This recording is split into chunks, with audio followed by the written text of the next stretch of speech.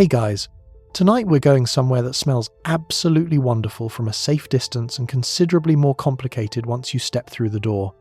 A world of sizzling meat, fresh bread, crushed spices, wood smoke, hot iron, wet stone, spilled ale, feathers, onions, and several 100 pounds of animal that arrived this morning with considerably more personality than it has now. We're going inside the kitchens of a 14th century castle. And I mean the real kitchens, not the cheerful little medieval kitchen you see in films where one attractive cook calmly bastes a pheasant beside a decorative fire while somebody plays a lute nearby. The actual kitchen was closer to a factory operated entirely by human muscle, open flame, professional instinct, and a remarkable tolerance for smoke. Huge cauldrons simmered over fires. Meat turned on spits for hours. Bread came out of separate ovens in quantities large enough to suggest the castle was preparing for a carbohydrate emergency. Servants ran between storerooms, larders, pantries, bakehouses, brewhouses, courtyards, wells, and the great hall, while the people upstairs remained peacefully unaware that their dinner had required the coordinated effort of half a village. Because that is the strange thing about medieval feasting. You see the finished table, you see the lord beneath his canopy, the silver vessels, the roasted birds, the pies, the wine, the bread, and perhaps a musician desperately trying to remain cheerful beside a man eating a swan. You do not see the 14-year-old near the fire whose entire afternoon has consisted of rotating beef. So tonight, that is where we're going. If you're enjoying these long trips into the less glamorous corners of history, please like the video and subscribe, but only if you genuinely want to. No pressure. It helps the channel enormously, and I appreciate every one of you who spends these strange, sleepy evenings here. Drop a comment telling me where you're listening from and what time it is for you. There is always someone listening at an hour when sensible people have stopped making decisions. And if you'd rather listen without the screen, the channel is also on Spotify. The link is down in the description. Now dim the lights. Put a fan on if you've got one. Pull the blanket up. Find that exact position where your pillow suddenly becomes perfect, and moving even 1 inch would ruin everything. Get comfortable, because tonight you are going to spend an entire day working in a medieval castle kitchen, and by the end of it, your refrigerator is going to look less like an appliance and more like one of humanity's greatest moral achievements. But first, there are questions. How exactly do you feed a castle containing perhaps 100 people, and considerably more when guests arrive, without refrigeration, electricity, gas, running water, accurate clocks, digital scales, food processors, temperature gauges, or one calm person from health and safety standing in the corner? Who gets up first? Where does all the water come from? Who turns the enormous roasting spits? How do you know when a piece of meat is cooked when nobody has invented the meat thermometer and the only available technology is staring at it very confidently? What happens on the many religious fasting days when meat suddenly disappears from the menu? Were medieval people really throwing handfuls of expensive pepper onto rotten beef to disguise the taste? Or have we been unfairly slandering competent cooks for several centuries? How much bread does one castle actually need? What is pottage? Why is somebody pounding almonds with a stone pestle? Why is there a live goose in the courtyard? And most importantly, if you were somehow employed in one of these kitchens, how long would it take before your modern office complaints began to feel slightly embarrassing? Congratulations, you've just woken up in England. The year is 1390. Richard II is king. Great aristocratic households are consuming astonishing quantities of food. Professional cooks are producing dishes sophisticated enough to be recorded in collections like the one we now call the Form of Curie. And somewhere above you, a nobleman is still asleep beneath expensive blankets with absolutely no idea how difficult lunch is going to be. You, unfortunately, are awake. It is dark. It is cold. The courtyard is wet. And someone has just told you to relight the kitchen fire. Welcome to the 14th century. Try not to stand too close to the spit. 1. The kitchen wakes long before anyone important does. Let's begin before sunrise because the medieval kitchen does not care that you are sleeping. The castle around you is still mostly dark.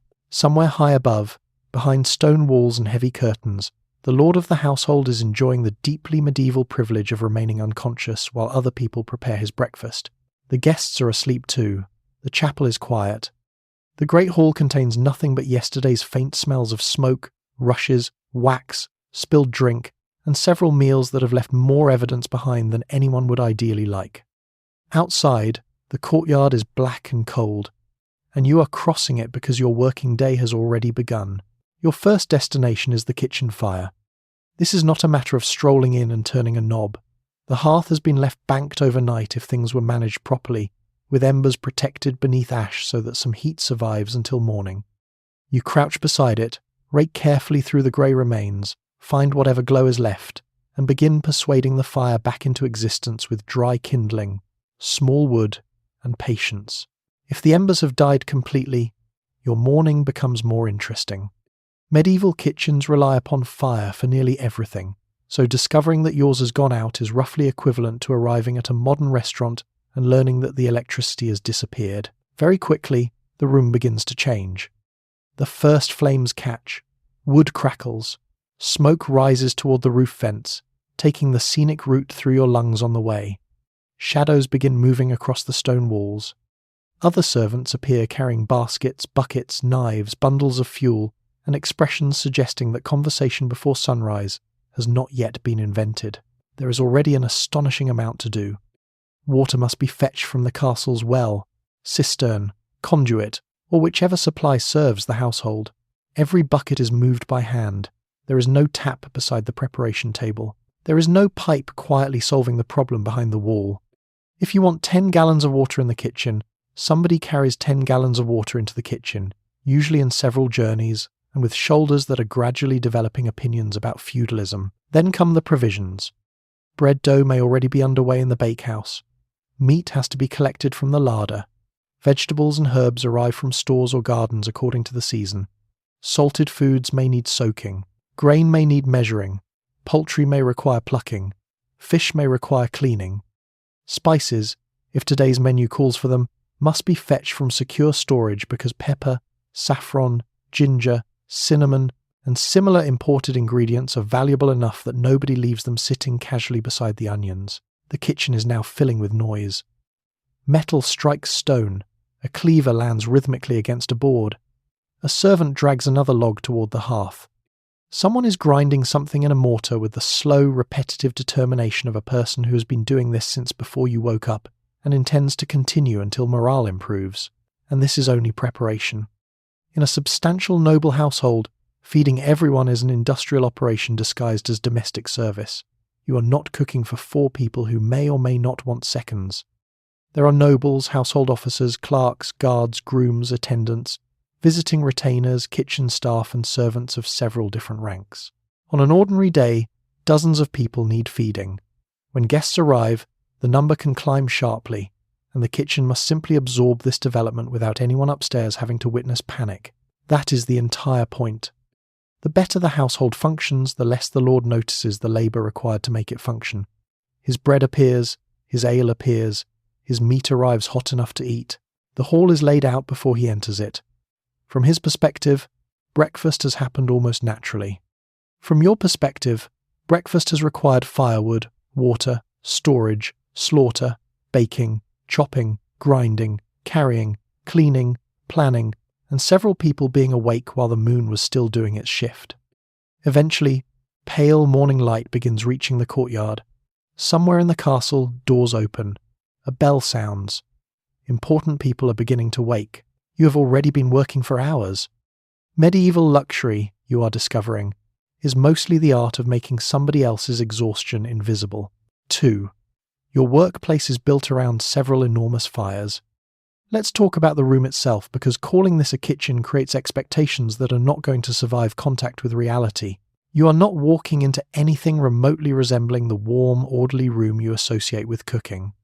There are no cupboards arranged neatly along the walls, no tiled backsplash, no discreet little oven glowing politely in one corner. In a major 14th-century castle, the kitchen is a working space built around fire, smoke, stone, iron, and the permanent understanding that if you stop paying attention for 30 seconds, something expensive may burn. The hearths dominate everything. Some are enormous, broad enough to roast large joints of meat or support several cooking vessels at once. Fires burn directly beneath cauldrons or beside spits, while smaller pots are positioned according to how much heat the cook wants them to receive.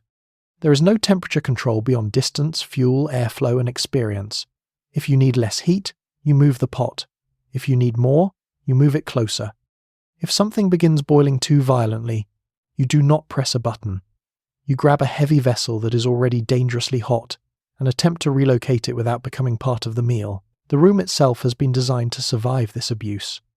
Stone walls and floors make obvious sense when open flame is involved, and the kitchen roof may rise high above you, helping heat and smoke escape through vents, louvers, chimneys, or openings depending on the castle and its date.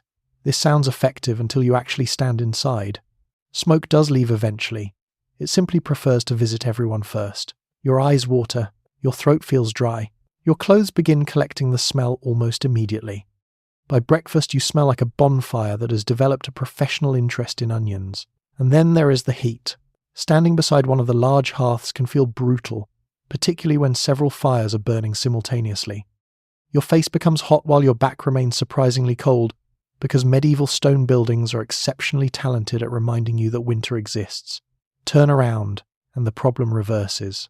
You spend the day slowly rotating yourself like something being cooked. This uneven environment is simply normal. The cooks know where to stand. They know which hearth burns fiercely, which section provides steady embers, and which corner is useful for keeping a pot warm without destroying it. Heat management becomes an acquired instinct. A skilled medieval cook can judge a fire by its colour, the condition of the coals, the sound of fat hitting the hearth, and the behaviour of whatever is cooking. You, meanwhile, would like to know where the extractor fan is. There isn't one. Around you, the architecture has to accommodate extraordinary quantities of equipment. Iron spits stretch across hearths. Cauldrons hang from hooks, chains, or adjustable arrangements above the flames.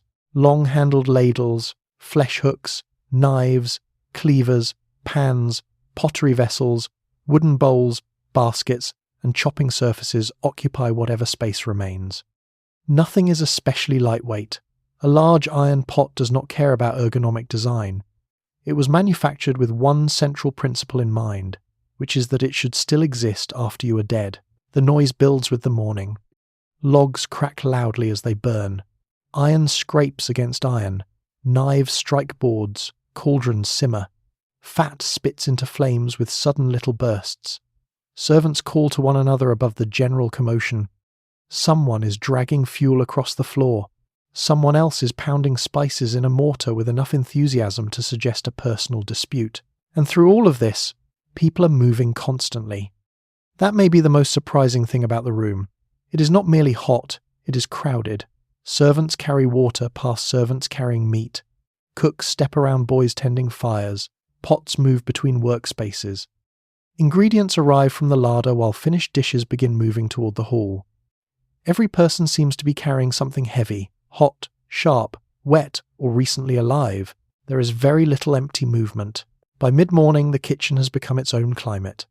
The air is thick with wood smoke, roasting fat, damp wool, herbs, onions, boiling broth, hot metal, and bread drifting in from elsewhere in the service complex. It is noisy, smoky, exhausting, and remarkably efficient. And the fires keep burning because they have to. You've now discovered the basic principle of the medieval castle kitchen. Everything revolves around the hearth, including, for most of the day, you. 3. The firewood has already had a very long morning. Before you cook anything, you need fuel, and this is where the modern assumption that heat simply appears becomes adorable. The fires dominating this kitchen have enormous appetites. They do not run on gas. They do not hum quietly behind a metal panel.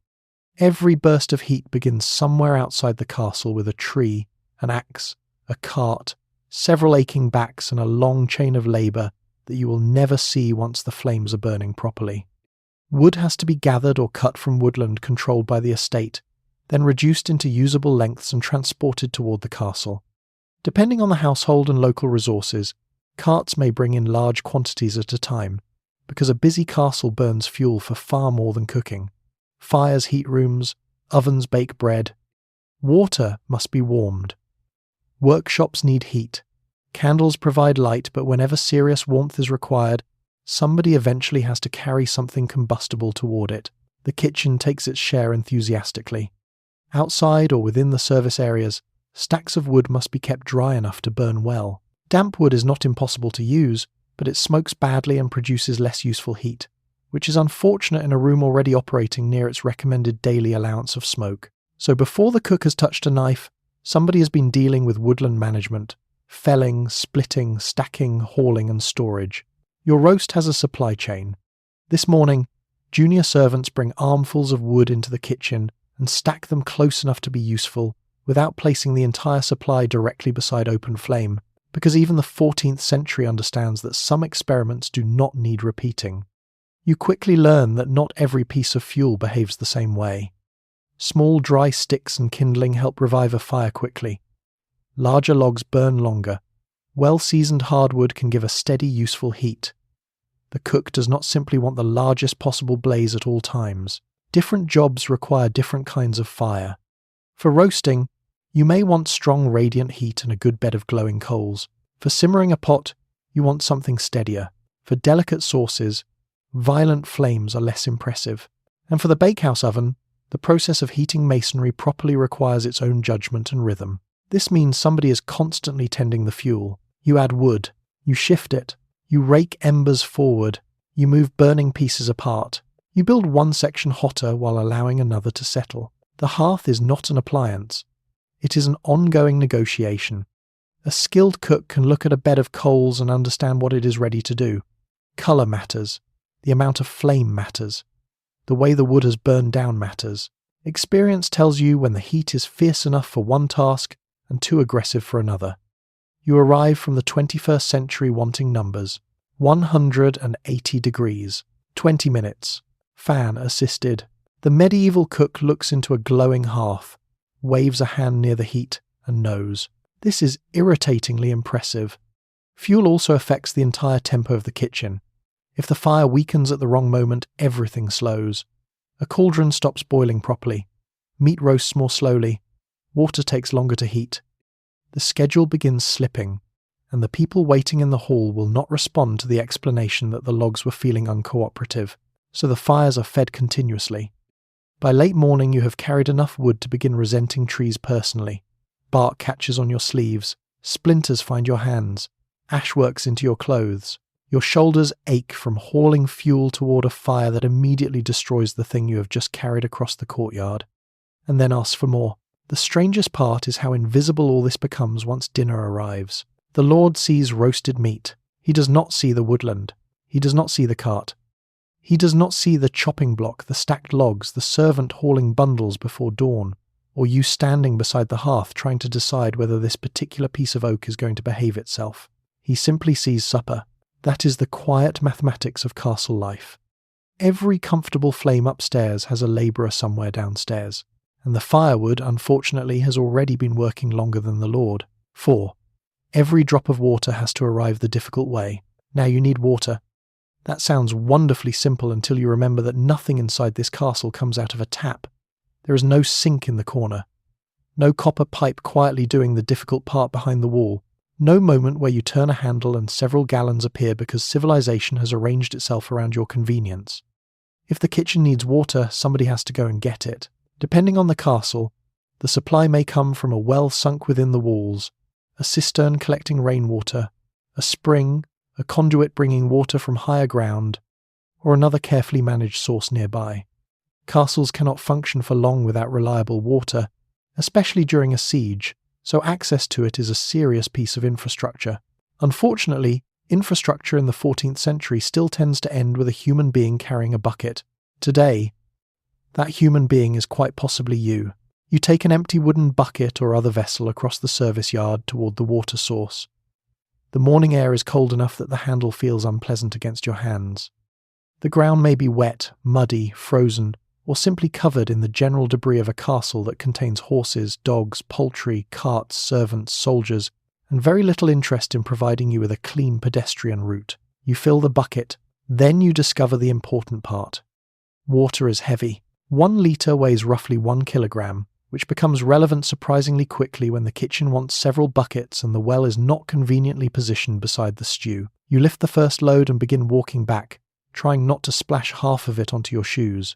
And then you do it again. And again, The kitchen needs water throughout the day. Cauldrons have to be filled. Vegetables may be rinsed.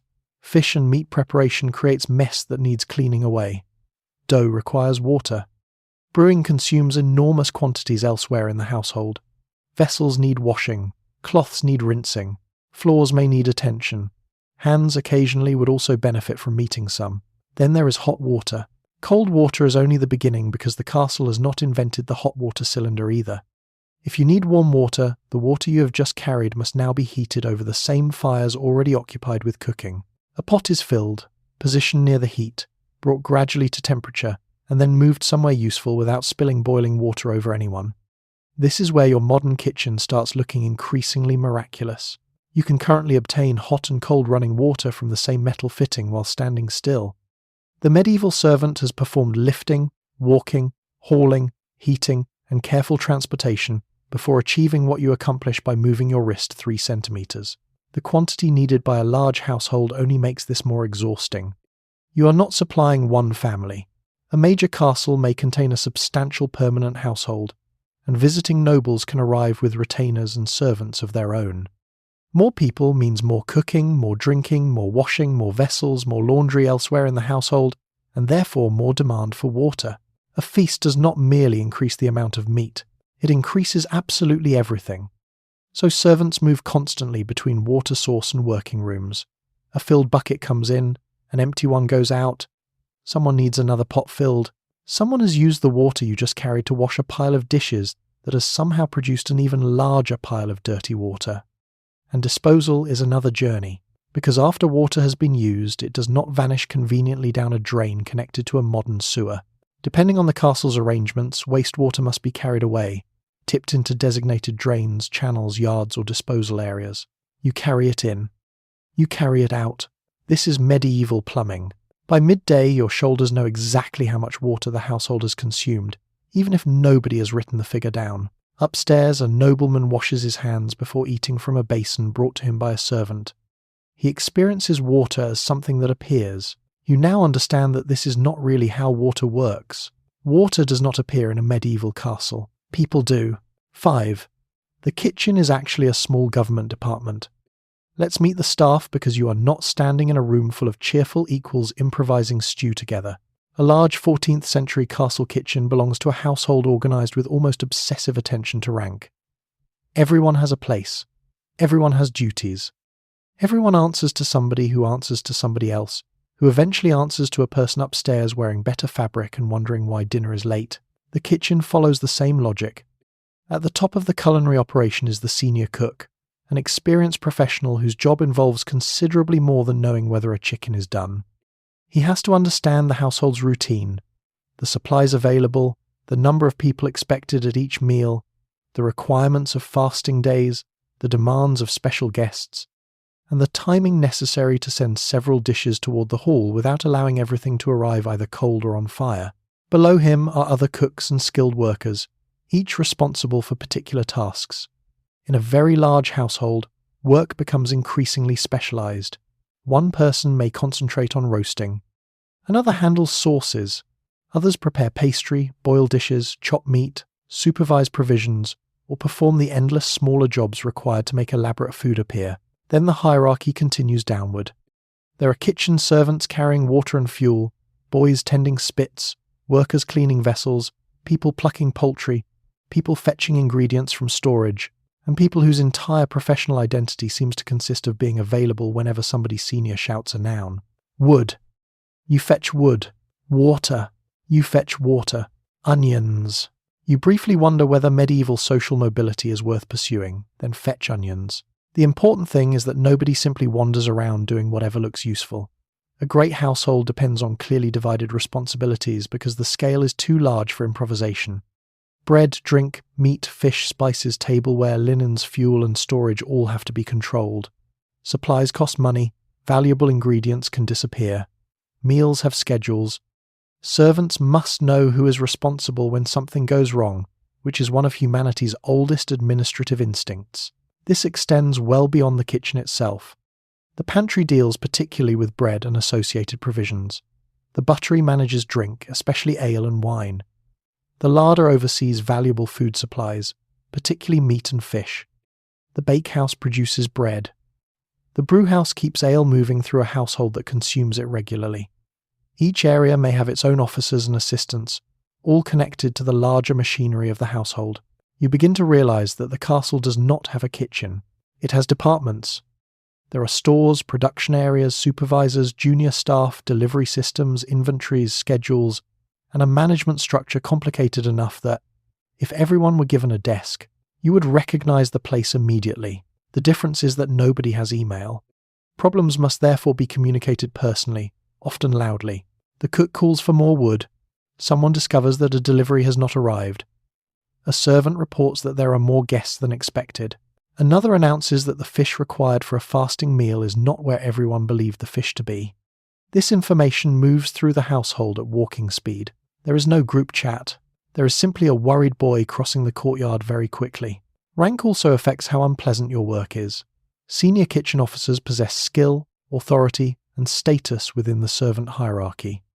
Junior workers get the heat, dirt, lifting, carrying, scraping, and repetitive labour. The closer you are to the bottom, the more likely your working day involves direct contact with ash, grease, feathers, dirty water, heavy buckets, and jobs beginning with the phrase, "someone needs to clean that." Yet every level matters. If the senior cook miscalculates, dinner fails. If the servant fetching wood fails, the fire weakens. If the person carrying water stops carrying water, several other jobs stop with them. If somebody loses track of the saltfish before Friday, religion itself appears to have developed a catering problem. This is what makes the household surprisingly sophisticated. It is hierarchical and unequal, certainly, but it is also deeply interdependent. The elegant meal upstairs depends upon dozens of people completing small, precisely timed tasks downstairs, and when everything works properly, almost nobody notices. The dishes arrive, the bread is there, the wine is poured, the Lord eats. The kitchen staff disappear back through the service doors. You have discovered the first rule of medieval administration. The better you do your job, the more successfully the important people can pretend you do not exist. 6. The master cook is not just someone who makes dinner. Now meet the person you most urgently do not want to disappoint. The master cook in a large 14th century household is not simply the man standing nearest the biggest pot. He is a skilled professional responsible for turning an enormous quantity of raw ingredients, labour, fire, religious rules, household politics, and noble expectation into meals that arrive looking as though none of this was particularly difficult. It is very difficult. He needs to know what is in the larder, what is coming from the estate, which animals have been slaughtered, which fish are available, how much bread is being produced, how many guests are expected, and whether today happens to be one of the many days when the church has complicated the menu. A sudden arrival can transform the entire morning. Perhaps the Lord has returned with several additional retainers. Perhaps another noble household has appeared unexpectedly. Perhaps an important guest is staying for dinner, and somebody upstairs has decided that ordinary food will now be interpreted as a personal insult. The master cook receives this information and does not have the luxury of saying that the kitchen is fully booked. He adjusts. More bread is required. More meat must be prepared. Fish may need to be brought forward from storage. Additional sauces must be made. Servants are redirected. Fires are altered. Something intended for tomorrow quietly becomes today's problem. You watch him doing this with the uncomfortable realization that medieval cookery involves an extraordinary amount of mental arithmetic. Recipes exist, particularly in elite circles, but they do not usually resemble the precise instructions you know. A surviving late 14th century English collection, such as the Form of Cury, associated with the cooks of King Richard II, contains directions for sophisticated dishes involving spices, meat, fish, fruits, almond milk, pastry, and carefully constructed sauces. What it generally does not give you is a comforting modern sequence saying exactly how many grams of everything to use and precisely how long to leave it at 180 degrees. The assumption is that you already know how to cook, which feels slightly aggressive. The master cook understands quantities because he has handled them repeatedly. He understands heat because he has spent years looking into fires.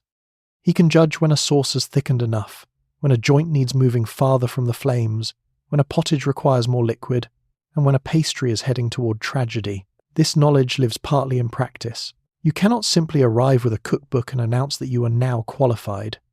You need experience. and experience in this kitchen is acquired beside open fires while somebody senior watches you make mistakes. The cook must also understand status.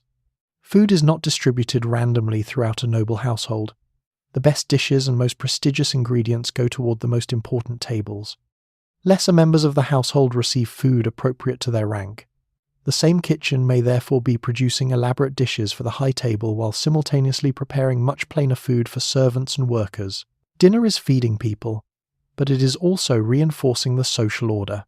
Even the sauce knows who owns the castle. Then there is presentation. At an important feast, a dish must do more than taste good. It can display wealth through expensive spices, imported ingredients, elaborate pastry, unusual game, decorative colouring, or sheer abundance.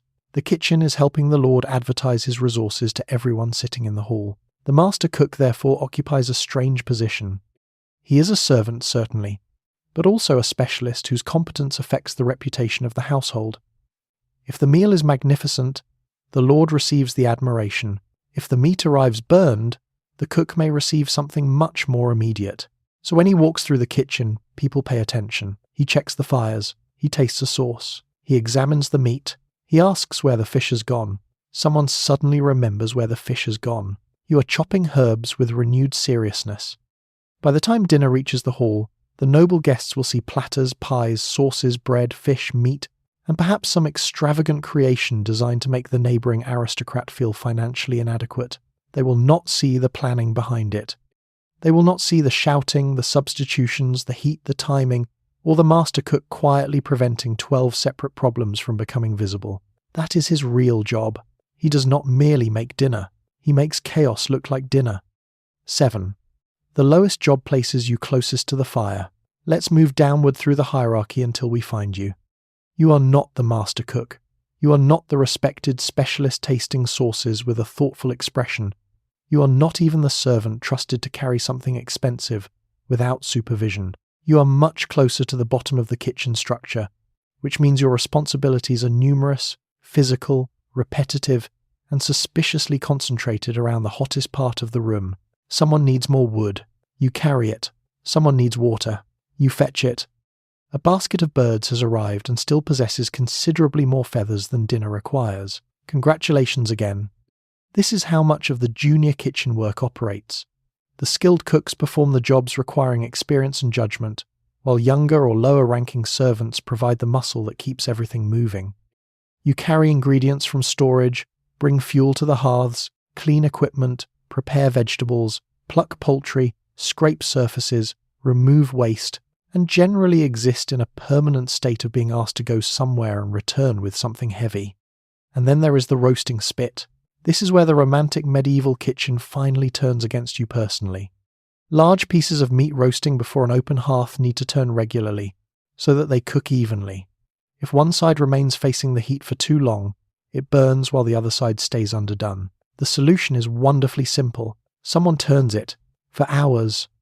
In later centuries, mechanical devices and even specially bred turnspit dogs would sometimes help perform this miserable task in kitchens, but in your 14th century castle, human labour remains extremely useful. A junior servant can stand or sit beside the hearth and keep the spit moving while the cooks concentrate on other jobs. Today, that junior servant appears to be you. At first it does not seem terrible. You grip the mechanism or handle and begin turning. The meat rotates slowly. Fat begins to soften and drip into the pan beneath. The fire crackles pleasantly. You think perhaps this is manageable. Give it 20 minutes. Your shoulder begins making itself known. Your wrist follows. The side of your face nearest the hearth becomes intensely warm, while the rest of you remains inside a cold stone building. Smoke drifts toward you. Hot fat spits occasionally. Your eyes sting. You shift your weight, change hands, straighten your back, and discover that there is no comfortable position because the medieval kitchen has not designed this job around your well-being. The roast keeps turning. The cook may baste it with dripping fat or other liquid, adjust its position, or tell you to move it nearer to or farther from the fire. You are expected to maintain a steady rhythm because the quality of an expensive piece of meat now partly depends upon whether your arm becomes bored. This is tremendous responsibility for somebody whose name may never appear in a household record, and the fire does not care about rank. Stand too close and the heat bites at exposed skin. Lean carelessly and sparks can catch woolen clothing. Metal fittings become painfully hot. Grease collects around the hearth. The floor becomes slippery in places. Sharp tools move around behind you while servants pass carrying pots large enough to contain your immediate future. The kitchen is not trying to kill you. It simply has no particular system for preventing it.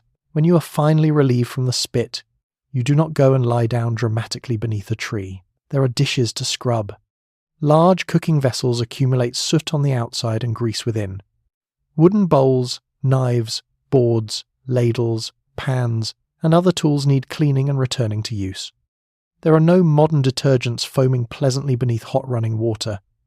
Scraping, sand, ash, cloth, water, and determined physical effort do much of the work.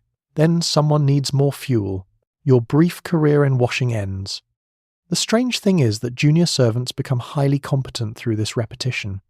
You learn how close you can stand to the hearth. You learn which vessels are hotter than they look. You learn how to carry a bucket through a crowded room without colliding with someone holding a knife. You learn to recognize when a senior cook is about to ask for something and begin moving before he finishes the sentence. By evening, your clothes smell of smoke and fat, your hands are scratched, your shoulders ache, your hair has absorbed enough kitchen atmosphere to qualify as seasoning. Upstairs, somebody remarks that the roast was excellent. Nobody mentions the person who turned it. That, unfortunately, is how you know you did the job properly. 8. Almost every ingredient requires manual processing. Now the chopping begins. And this is where you discover that nearly every convenience in your modern kitchen exists, because somebody, at some point, became tired of doing exactly what you are about to do by hand.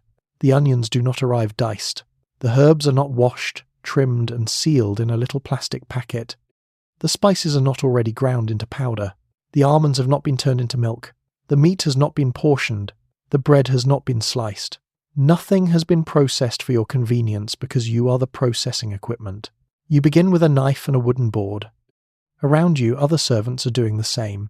Knives rise and fall. Cleavers land with heavier, slower blows. Herbs are stripped from stalks. Onions are peeled. Garlic is crushed. Root vegetables are scraped and cut.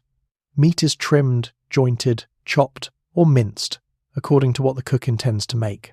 The work is repetitive, but it is not mindless. A skilled kitchen servant learns how finely something needs to be chopped, which pieces of meat belong in which dish, and how quickly a pile of ingredients must be prepared before the cook begins, asking pointed questions about why it is still a pile. And then you meet the mortar. The mortar and pestle are among the great engines of medieval cooking, although nobody looking at them would immediately use the word engine. One is essentially a heavy bowl, the other is a club. You put something inside, then you hit it until it becomes something else. Imported spices such as pepper, ginger, cinnamon, cloves and mace may need grinding before use. Herbs can be pounded into sauces. Nuts, particularly almonds, are crushed for some of the most characteristic preparations of elite medieval cookery.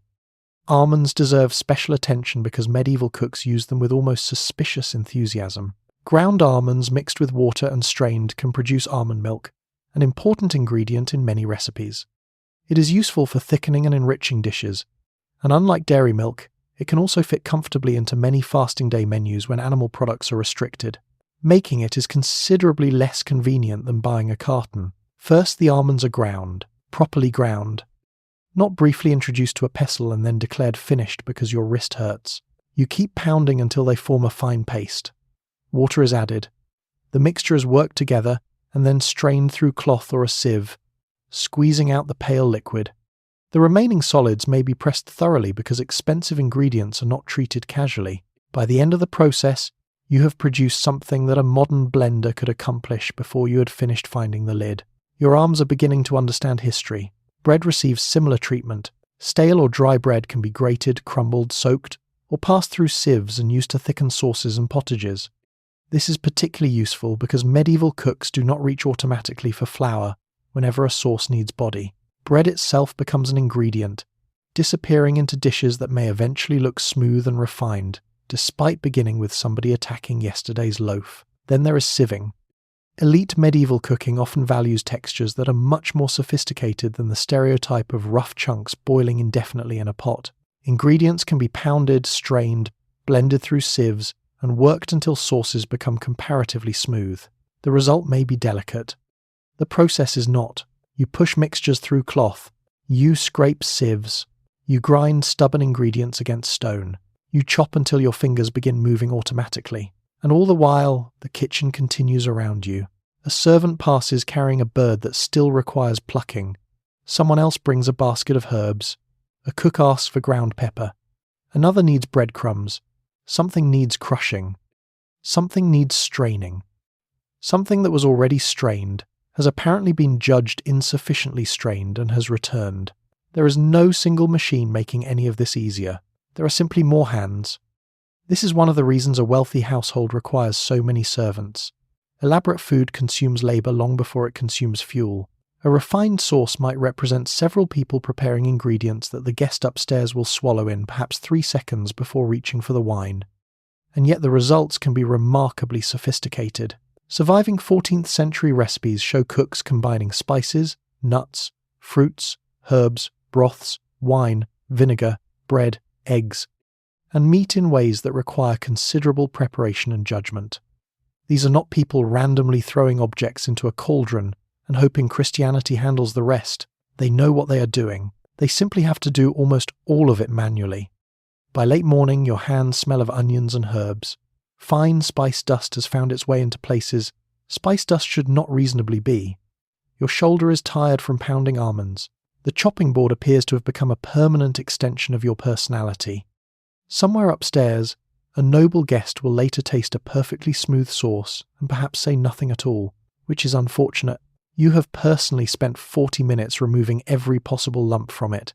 9. The cauldron is doing several jobs at once. Let's talk about boiling, because the large metal cauldron is one of the kitchen's great workhorses. It hangs over the fire looking solid, dependable, and heavy enough to survive the collapse of several dynasties. In a busy 14th-century castle kitchen, vessels like this are expected to do serious work. Broths simmer in them, meat boils in them, pottages thicken slowly inside them, grains soften, vegetables cook down, water heats for other jobs. On a demanding day, the same cauldron may move through several purposes before anybody considers the possibility that it has done enough. You quickly discover that filling one is the first challenge. There is no convenient hose. Water arrives one bucket at a time, carried from the castle's supply and tipped into the vessel until somebody decides there is enough. Then the ingredients begin arriving. Chopped vegetables, meat, herbs, grain, salt, perhaps bread for thickening. Whatever the cook has planned is lowered into a container that is now becoming far too heavy for one person to move casually. Fortunately, once it is positioned, nobody particularly wants to move it. The fire does most of the work, although calling this passive cooking would be optimistic. Temperature control requires attention. The cauldron may hang from an iron chain, hook, or adjustable support above the hearth, allowing experienced workers to alter its distance from the heat. The fire itself can also be changed by adding fuel, spreading embers, or pulling burning wood away. You do not set the hob to medium. You reorganize the fire until the soup agrees with you. This requires judgment, because boiling too fiercely can ruin texture, evaporate liquid too quickly, or cause the contents to catch near the bottom. Too little heat and dinner begins falling behind schedule. A large volume of liquid also takes time to respond, which means mistakes announce themselves slowly and then become extremely difficult to correct. The cook therefore watches. He listens to the bubbling. He sees how vigorously the surface moves. He judges how quickly steam is rising. He knows whether the contents need stirring, skimming, more liquid, or a quieter section of the hearth. You are mostly responsible for stirring. The stirring utensil is long, because your face does not need to participate directly in the boiling process. You lean over carefully and work through a mixture heavy enough to provide genuine resistance. A small domestic saucepan is easy to stir. A large castle cauldron filled with thick pottage behaves more like wet masonry. You pull the spoon through it. Then again. The bottom cannot be ignored because anything that settles there may scorch.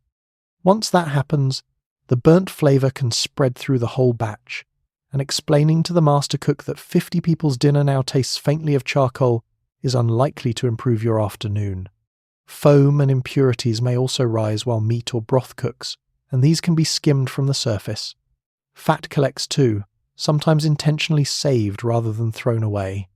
Medieval kitchens are practical environments. Edible fat is useful.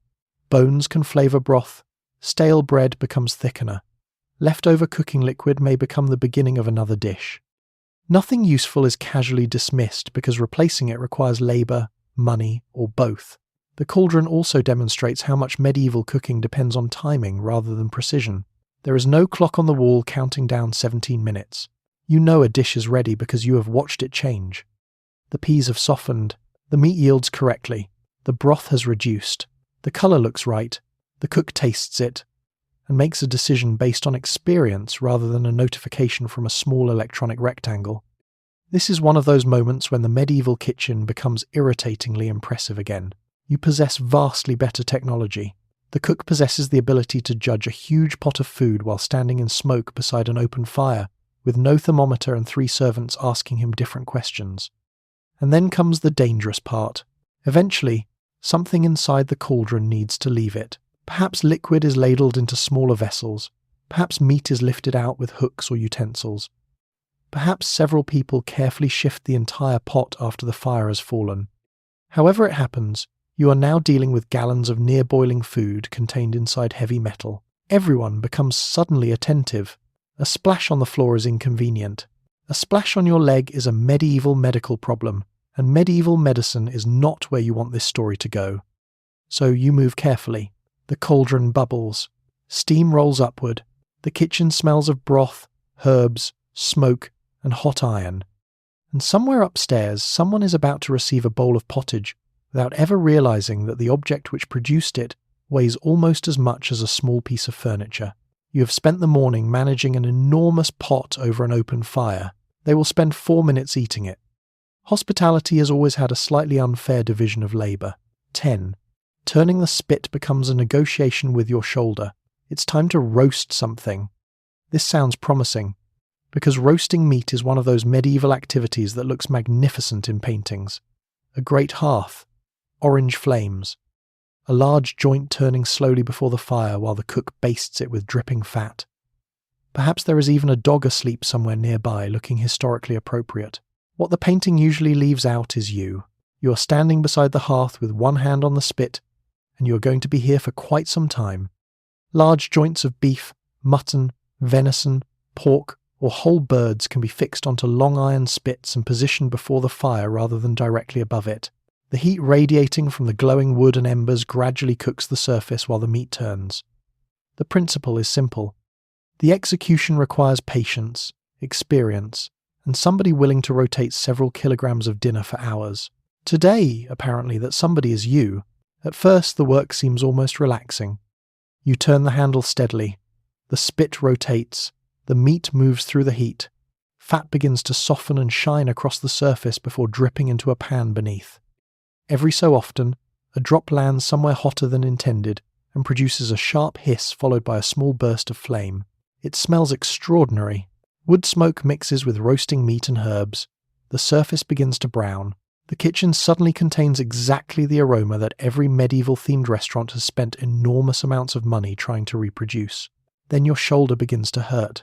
You change hands. 10 minutes later, that shoulder begins to hurt. You change back. The problem is that the meat cannot become bored simply because you have. If the spit remains still for too long, the side facing the fire receives too much heat while the opposite side receives too little.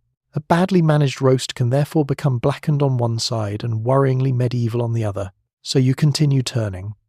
The master cook occasionally approaches and studies the meat. He may tell you to speed up, slow down, or alter its position relative to the hearth. A large joint may begin farther from an intense fire and later be adjusted as the heat changes. More fuel is added. Embers are raked forward. The whole process depends upon maintaining the right balance between fierce enough to roast and fierce enough to convert lunch into evidence. Basting helps. Fat collected in the dripping pan can be spooned or brushed back over the meat. Other liquids might be used depending on the preparation. This keeps the surface moist, adds flavour, and gives the cook yet another reason to lean dangerously close to an open fire while holding a long metal utensil. Nothing is wasted casually. The dripping itself is valuable. Fat can be used elsewhere in cooking, so allowing it simply to disappear into the flames would be unnecessarily extravagant. The pan beneath the roast therefore catches what falls, apart from the portion that escapes and creates another small fire near your feet. You become very aware of your clothing. Wool has many excellent qualities. Being something you particularly want brushing against an open hearth is not one of them. Your face is hot enough to feel tight. Your eyes sting whenever the smoke changes direction. The hand nearest the mechanism becomes greasy. Your hair has absorbed so much wood smoke that it will probably continue announcing today's menu well into tomorrow. And still the spit turns. There is skill involved even in this low-ranking task. You begin to feel resistance change as the meat cooks. You learn the rhythm of the mechanism. You notice when the fire has weakened before anyone tells you. You recognize the sound of dripping fat hitting hot coals. You become increasingly good at judging when the roast needs to move. Medieval kitchen knowledge enters through repetition. Nobody gives you a 40-page training manual. You stand beside a fire until your body remembers.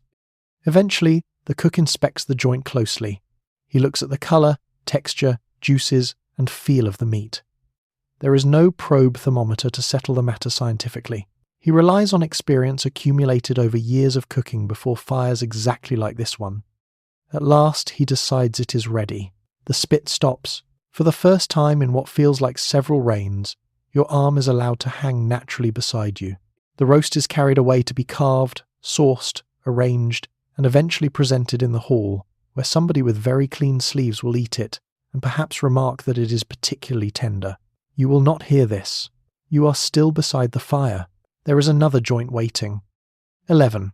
Roasting meat requires more skill than looking at flames. The remarkable thing about medieval roasting is not that it was primitive.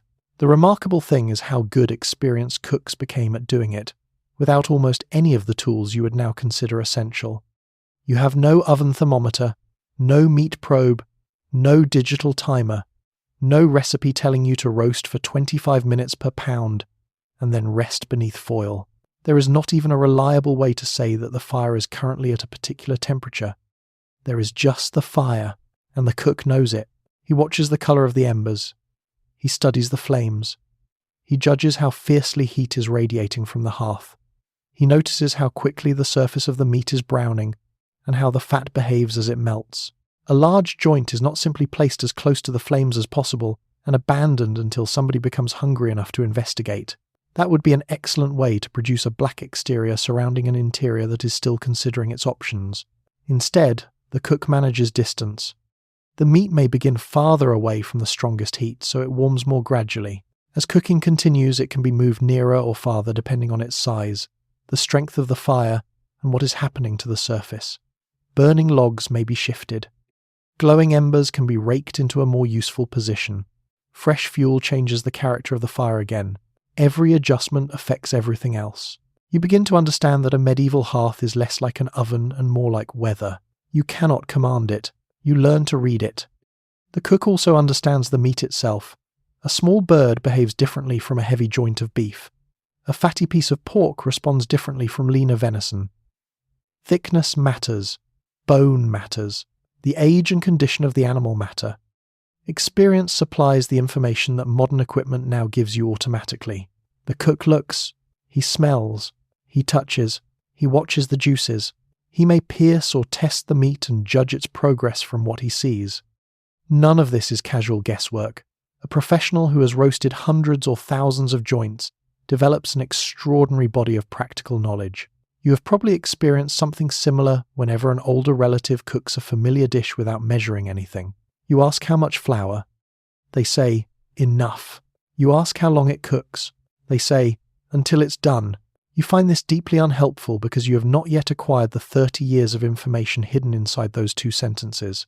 The medieval kitchen operates heavily on that kind of knowledge. Then there is basting. As fat melts from the meat, it can be collected beneath the spit and spooned back over the surface.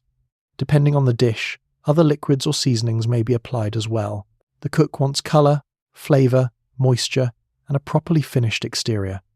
This is where you discover that roasting requires constant attention. Someone must turn. Someone must tend the fire. Someone must baste. Someone must move the dripping pan. Someone must remove whatever has fallen where it should not. Meanwhile, another roast may be cooking beside the first one because apparently the kitchen has decided your day still contains unused emotional capacity. Smoke rolls upward, Fat hisses. The fire occasionally flares when dripping reaches the embers. Heat presses against your face while the stone behind you remains cold enough to make your back complain. The cook stands between these extremes as though this is perfectly normal. And for him, it is. He may even estimate how long the meat has left without looking at anything resembling a clock. Household routines, bells, daylight, experience, and the progress of other dishes all help structure the meal. Dinner does not need to be ready at exactly 11:32. It needs to be ready when the hall is ready to receive it. That sounds more forgiving until you remember that several other dishes must arrive at roughly the same time. A beautifully roasted joint is not especially useful if the bread is still in the bakehouse, the sauce has gone cold, and half the household has wandered away. So the cook is not merely judging meat, he is coordinating time. Eventually the surface reaches the colour he wants. The juices look right, the texture has changed. The experienced hand presses or tests and reaches a conclusion that would make you nervous because nobody has produced a thermometer. The roast is removed, it is carried toward carving and service. You look at the browned surface and realise something mildly uncomfortable. Without electronics, modern measuring equipment or written timing charts, this man has produced something you would happily eat. The technology may be simple, the person using it is not. 12. The bakehouse is running its own separate crisis. Now step away from the hearth and toward the bread, because a major household may have a bakehouse operating as a distinct part of the food system. Bread is not an afterthought in a 14th century castle. It is one of the foundations of the household diet, which means the people making it have been awake almost as long as everyone in the kitchen and are experiencing their own private emergency somewhere nearby. The bakehouse may be separate from the main cooking area, partly because baking requires its own equipment, fuel, storage, and rhythm. Large ovens demand attention.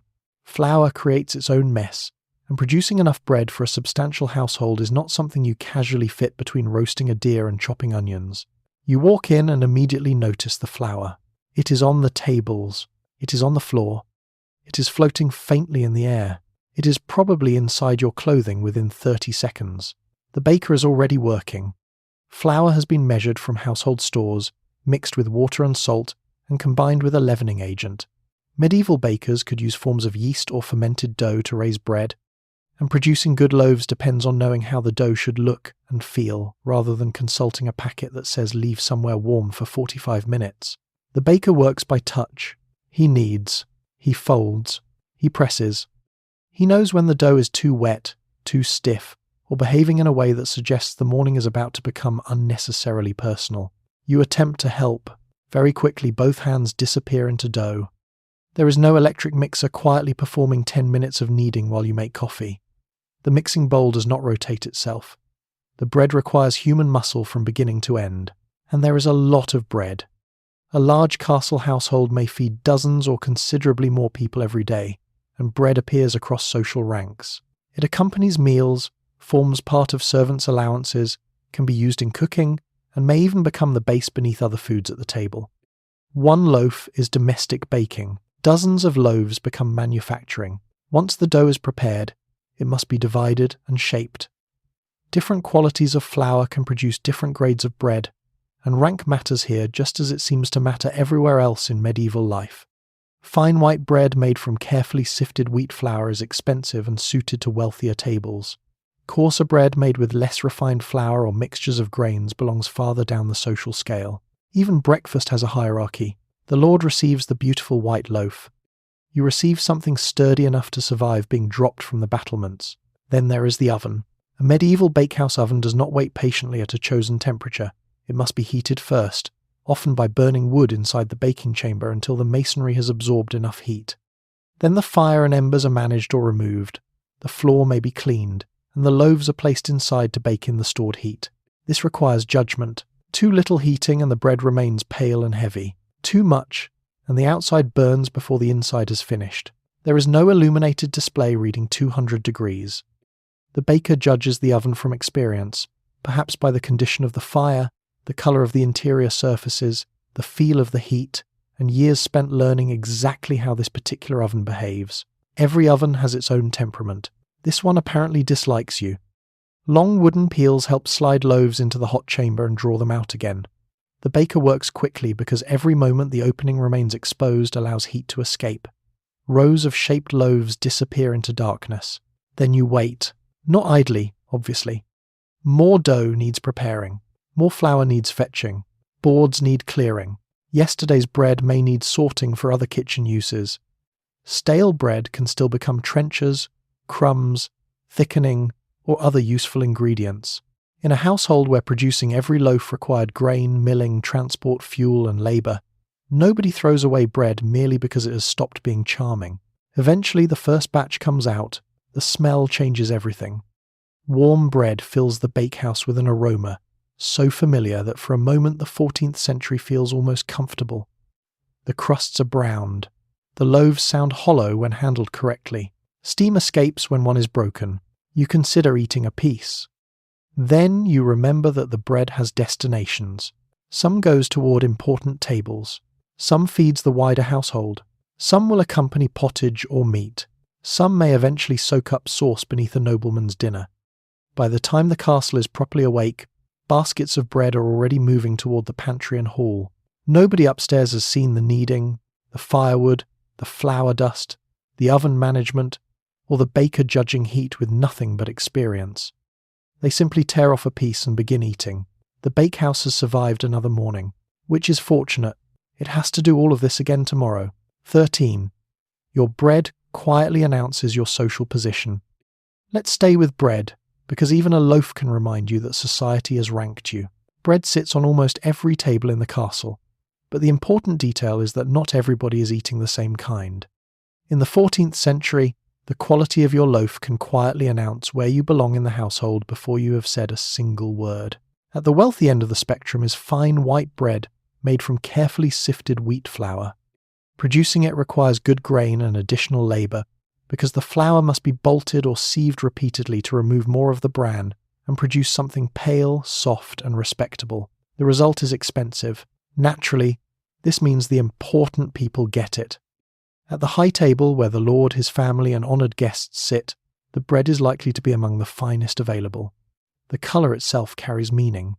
Pale wheat bread suggests wealth, because obtaining flour this refined involves resources that poorer households cannot casually devote to making their dinner look elegant. Farther down the social ladder, the bread becomes darker and coarser. Less finely sifted wheat flour retains more bran. Other households and lower-ranking consumers may eat breads containing rye, barley, maslin, which is often a mixture of wheat and rye, or other grains depending on region, harvest, availability, and price. These breads are not necessarily bad.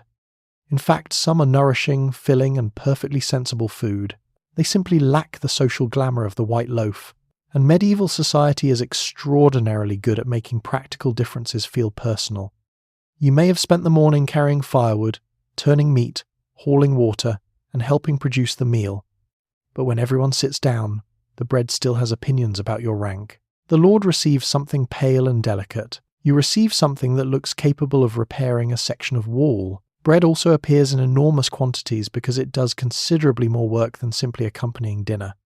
You tear pieces from it while eating pottage. You use it to collect sauces and juices. It can be crumbled or grated into cooking pots to thicken dishes. Older bread remains useful long after it has stopped possessing the texture modern advertising departments would describe as freshly baked. Then there are trenchers. Rather than everyone eating from an individual ceramic dinner plate in the modern fashion, thick pieces or slabs of bread can serve as a base beneath food. Meat and sauces are placed onto them, and over the course of the meal the bread absorbs fat, gravy, broth, and whatever else has been travelling across the table. By the end, the trencher may contain an impressive record of everything you have eaten, and it does not necessarily go into the rubbish. Used trenchers can be eaten, passed to servants, or distributed as charity depending on the household and occasion. Food is too valuable, and the labour behind it too considerable, for perfectly edible bread to be discarded merely because a nobleman has spent an hour placing roast meat on top of it. So even leftovers follow hierarchy. The lord's bread may become somebody else's dinner. This makes the daily production of bread even more important. The baker cannot simply produce roughly enough and hope everyone becomes unusually restrained. Household officers must keep track of grain supplies, flour, expected numbers, and consumption because bread shortages are the kind of domestic failure everyone notices immediately. If the kitchen runs slightly short of an expensive spice, substitutions are possible. If the castle runs out of bread, the problem becomes philosophical. Grain itself is precious enough that harvest conditions matter enormously. A poor wheat harvest can raise prices sharply, and the effects travel through society with brutal efficiency. A wealthy household has greater protection from these fluctuations, but even aristocratic estates watch grain stores carefully, because feeding a large household every day consumes remarkable quantities, and bread allowances can form part of the expected provision for servants. Your loaf is therefore not just lunch. It is wages, fuel, social ranking, household accounting, and sometimes crockery. By the time bread reaches the hall, however, all of this complexity disappears. A servant places the better loaves near the better people. Everyone knows instinctively what is appropriate. Nobody pauses to explain the system because nobody needs it explained. The bread tells you. You look toward the high table and see pale wheat loaves beside silver vessels and expensive dishes. You look down at your own portion. Darker, coarser, heavier, still warm though. You tear off a piece and eat it. There are worse ways to discover that you are middle management in the feudal carbohydrate system. 14. Pottage is quietly holding the entire household together. Let's talk about pottage. Because once you get past the roasted animals, expensive spices, decorated pies, and all the other things medieval feasts use to attract attention, there is a very large pot doing most of the actual work. Pottage is not one specific recipe. It is a broad family of dishes cooked slowly in a pot, and it appears across medieval society in forms ranging from extremely humble to surprisingly elaborate. At the simplest level, you might find grains, peas, beans, onions, leeks, herbs, or whatever vegetables are available simmered together until everything becomes thick, warm, and filling. For poorer people, this can be the backbone of the diet. For a wealthy household, it can become considerably more ambitious. Meat might be added. Broth enriches the liquid. Eggs can thicken it. Bread can give it body. Spices, herbs, dried fruits, almond milk, or other expensive ingredients can transform something recognizably practical into something worthy of a noble table. So, when someone says medieval people ate pottage, you should not picture one endless brown substance being passed from generation to generation in the same pot. Although, admittedly, that would explain certain stereotypes. The important thing is flexibility. You can make pottage with what you have. If peas are plentiful, peas go in. If the garden has produced onions and herbs, they go in. If today is a meat day and there are scraps available from other preparations, the pot can make good use of them. If religious restrictions mean meat is off the menu, the kitchen adjusts accordingly. This makes pottage extremely useful in a household that has to feed large numbers of people every single day. Not feast day, not Christmas, Tuesday. A castle may have dozens of servants, officers, guards, clerks, grooms, and labourers who require food whether or not an important visitor has arrived. They need calories. They need something warm. They need meals that can be produced in quantity without requiring the master cook to personally construct a pastry swan for every stable boy. Pottage handles this beautifully. A large cauldron can feed many people at once. Ingredients can simmer while other jobs continue. The dish can make use of produce that might not justify a place in an elaborate presentation. It can stretch smaller quantities of expensive ingredients across more servings. And in winter, it has the enormous advantage of being hot. You stand near the cauldron while steam rises into the smoky kitchen. The smell changes depending on what is inside. Onions soften into broth. Herbs release their scent.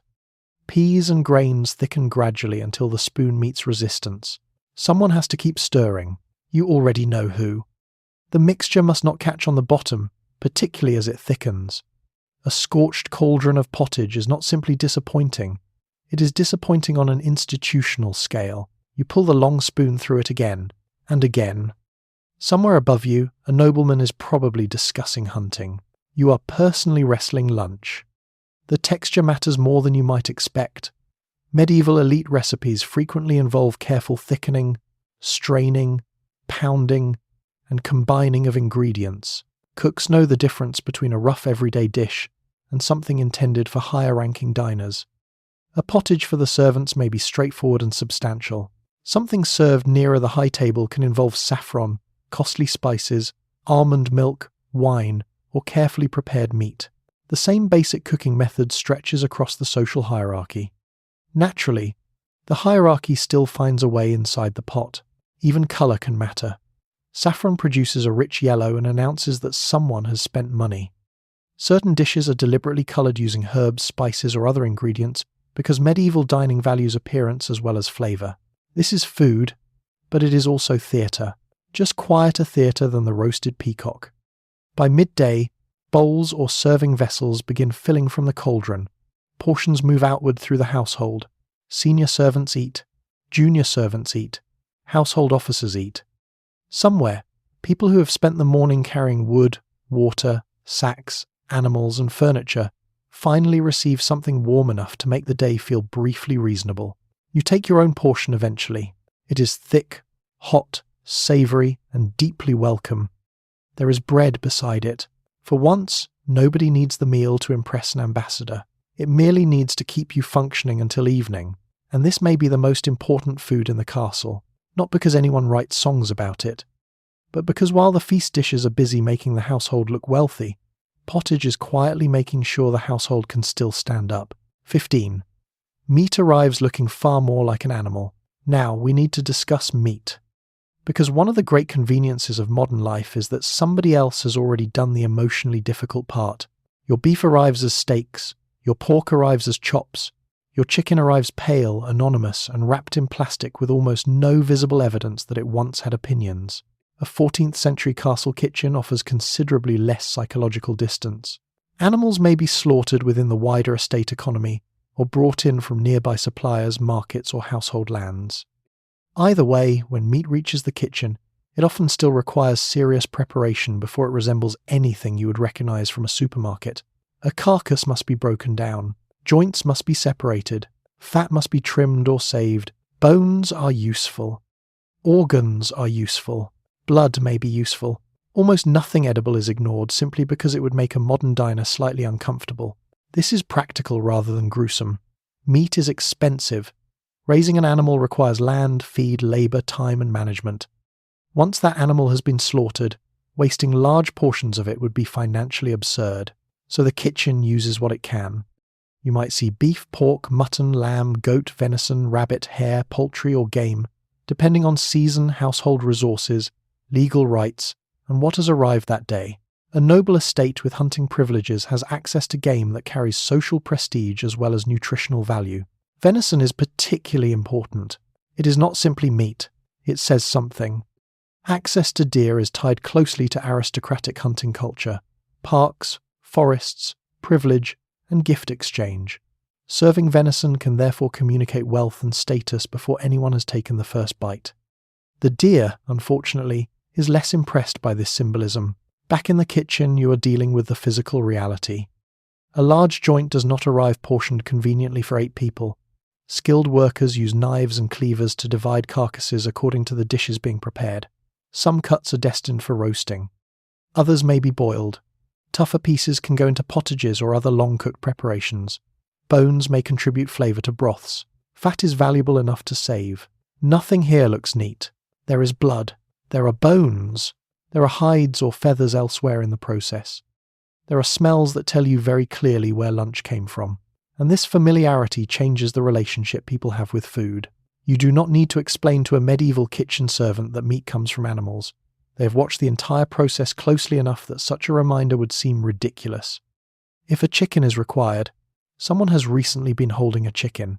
If a pig is being prepared, there was very recently considerably more pig involved. This also means meat preparation creates a tremendous amount of work. Poultry needs plucking and cleaning. Rabbits and hares require skinning. Larger carcasses need careful butchery. Game birds may arrive from hunts. Fish has its own cleaning problems which you will meet soon enough. The kitchen floor becomes busy very quickly. Workers carry joints toward the hearth. Trimmings move toward pots. Bones accumulate for stock. Useful offcuts are separated from genuine waste. Dogs may be extremely interested in the entire operation and must be persuaded that they are not part of the catering staff. Then there is preservation. Fresh meat cannot simply remain on a shelf indefinitely. Without refrigeration, the household must either consume it within a reasonable period or preserve it through techniques such as salting, smoking, drying, or other preparations. Season matters. Weather matters. Storage conditions matter. How many people are currently in the castle matters. A large household can consume substantial quantities quickly, which is one advantage of having dozens of hungry people permanently available. There is also a rhythm to slaughter. Pigs, for example, are especially valuable because so much of the animal can be preserved, and autumn slaughter fits well with the need to store food for colder months. Salted pork and bacon can last far longer than fresh meat and become dependable parts of the household supply. You begin to appreciate salt in a way you never have before. To you, salt is something that lives in a shaker. To the medieval household, it is part of the technology keeping dinner available several months from now. By late morning, the animal that arrived looking unmistakably like itself has been transformed into joints, pots, broths, roasting pieces, preserved portions, fat and useful bones. Very little remains without a purpose. Later, a beautifully roasted piece of meat will arrive in the great hall, carved neatly and surrounded by sauce. The guests will see dinner. You have seen the entire administrative history of dinner. This is one modern convenience you may be very happy to keep. 16. Game birds are dinner, and also a press release. Let's move to the birds, because wealthy medieval dining has an important secondary purpose. It is not enough for dinner to feed people. Dinner also needs to communicate. A large 14th-century noble household uses food to display wealth, access, authority, and generosity, and few ingredients perform this job more enthusiastically than game birds. A chicken is useful. A capon is respectable. A goose makes a statement. But once pheasants, partridges, swans, peacocks, and other prestigious birds begin appearing, the meal has stopped whispering. It is now issuing announcements. This begins long before anything reaches the kitchen. Some birds come from estate management, dovecotes, poultry yards, or local suppliers. Others are connected to hunting and elite privilege. Access to game is not equally distributed through medieval society. Hunting rights, managed parks, forests, and private estates allow noble households to obtain foods that ordinary people cannot simply wander out and collect without creating a legal problem considerably larger than dinner.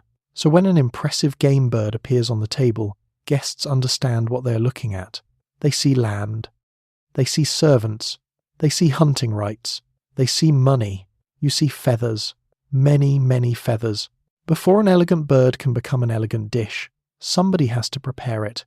Plucking is slow work.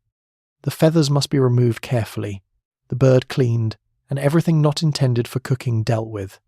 In a busy kitchen preparing multiple birds, this becomes its own production line. You sit with a bird between your hands and begin pulling. Feather, feather, feather. The floor around you gradually develops the atmosphere of a pillow fight conducted by deeply unhappy professionals. Down sticks to your sleeves. Small feathers drift into the air. One attaches itself to your face and remains there because both hands are occupied, and dignity left the kitchen several hours ago. Once cleaned, the bird can be roasted, boiled, baked into pastry, or incorporated into more elaborate preparations depending on what the cook requires. Smaller birds may be served whole. Larger or prestigious birds can become centerpieces, and medieval presentation can become remarkably theatrical. For important feasts, cooks and serving staff sometimes present birds in ways designed to preserve or recreate their impressive appearance.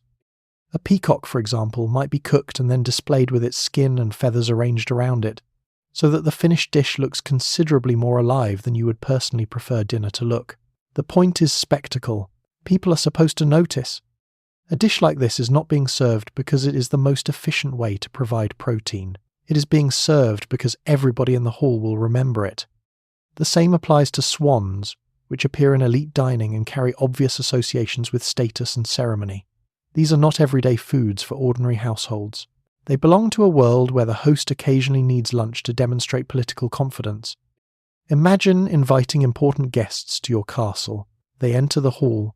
They see fine bread, expensive spices, good wine, game, elaborate dishes, and perhaps a magnificently presented bird placed where nobody can possibly miss it. Nobody needs to say, "We are doing very well financially. The bird has handled that." Even more ordinary poultry can reveal status through abundance. Chickens, geese, ducks, pigeons, and capons are valuable foods. Producing enough of them for a major feast requires planning, supply, labour, and kitchen capacity. And preparation takes time. Birds must be acquired. They must be killed and dressed if they arrive alive. They must be plucked. They must be cleaned. They must be seasoned, cooked, watched, basted, carved, arranged and carried to the hall. By the time a guest lifts one beautifully roasted piece onto his trencher, several people have been involved in getting it there. You are still removing feathers from your clothing. This is the strange double life of food in a medieval castle. Downstairs a bird is work. Upstairs the same bird is prestige. The kitchen sees the blood, heat, plucking, smoke and timing. The hall sees abundance. And somewhere at the high table, a nobleman looks at a roasted pheasant and understands exactly what the host is saying. No words are required. The pheasant is doing public relations. 17. Friday changes the entire kitchen without asking you. Now it is Friday, and suddenly the menu has developed theology. For much of medieval Christian Europe, the calendar does not merely tell you what day it is, it also tells you what you are allowed to eat. Fridays are commonly observed as days of abstinence from meat, and additional fasting days appear throughout the year, including vigils, Lent, and other religious observances. The precise rules can vary with place, period, rank, circumstance, and ecclesiastical interpretation. But from the kitchen's point of view, the important fact is much simpler. The beef is staying in the larder, so is the pork. The mutton has been informed that today is not about him. You might imagine this makes the cook's life easier. Remove several major ingredients, and surely there is less to do. Absolutely not. The kitchen now has to feed roughly the same number of people while reorganizing a large part of the menu around fish and other permitted foods. That requires its own supplies, preparations, preservation methods, sauces, and timing. Suddenly, everyone is interested in herring.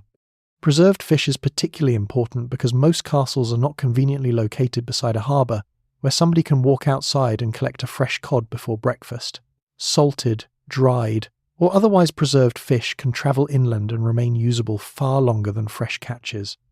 Herring becomes one of the great practical foods of medieval fasting. It travels well, it keeps comparatively well, it exists in large quantities, and after enough Fridays it probably begins appearing in your dreams. Other fish can be eaten too, depending on wealth and availability.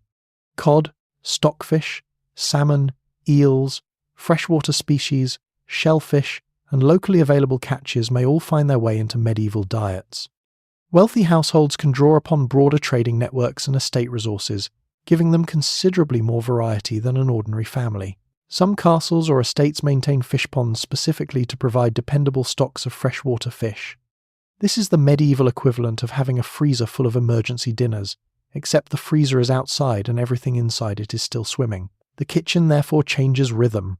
Salt fish may need soaking before cooking to remove some of the salt used to preserve it. This can take time, so preparation must begin well before anyone wants to eat. Dried fish may require additional handling. Fresh fish must be cleaned and gutted, scales removed where necessary, and portions prepared. And fish has its own atmosphere. By mid-morning, the kitchen smells different. The familiar aroma of roasting meat is replaced by salt, fish, vinegar, onions, herbs, smoke, and whatever the sorcerer is constructing to make the entire experience feel appropriately noble. Because wealthy people are not simply sitting down with one sad piece of boiled herring and reflecting on mortality. Elite fasting food can still be elaborate. Fish may be roasted, fried, baked, boiled, or served with sophisticated sauces. Almond milk becomes especially useful in fasting cookery because it can replace dairy in dishes where religious rules restrict animal products. Spices, wine, verjuice, herbs, dried fruits, and other expensive ingredients can make a meatless meal every bit as complicated as the one served yesterday. Medieval fasting, at the wealthy end of society, contains a certain amount of creative interpretation. You are abstaining. You are simply abstaining with saffron. The rules also create logistical pressure, because fasting is not an occasional surprise. The religious calendar is known. Household officers must plan for it. Fish has to be purchased or preserved. Stores must be maintained. The cook must know which dishes fit the day's requirements.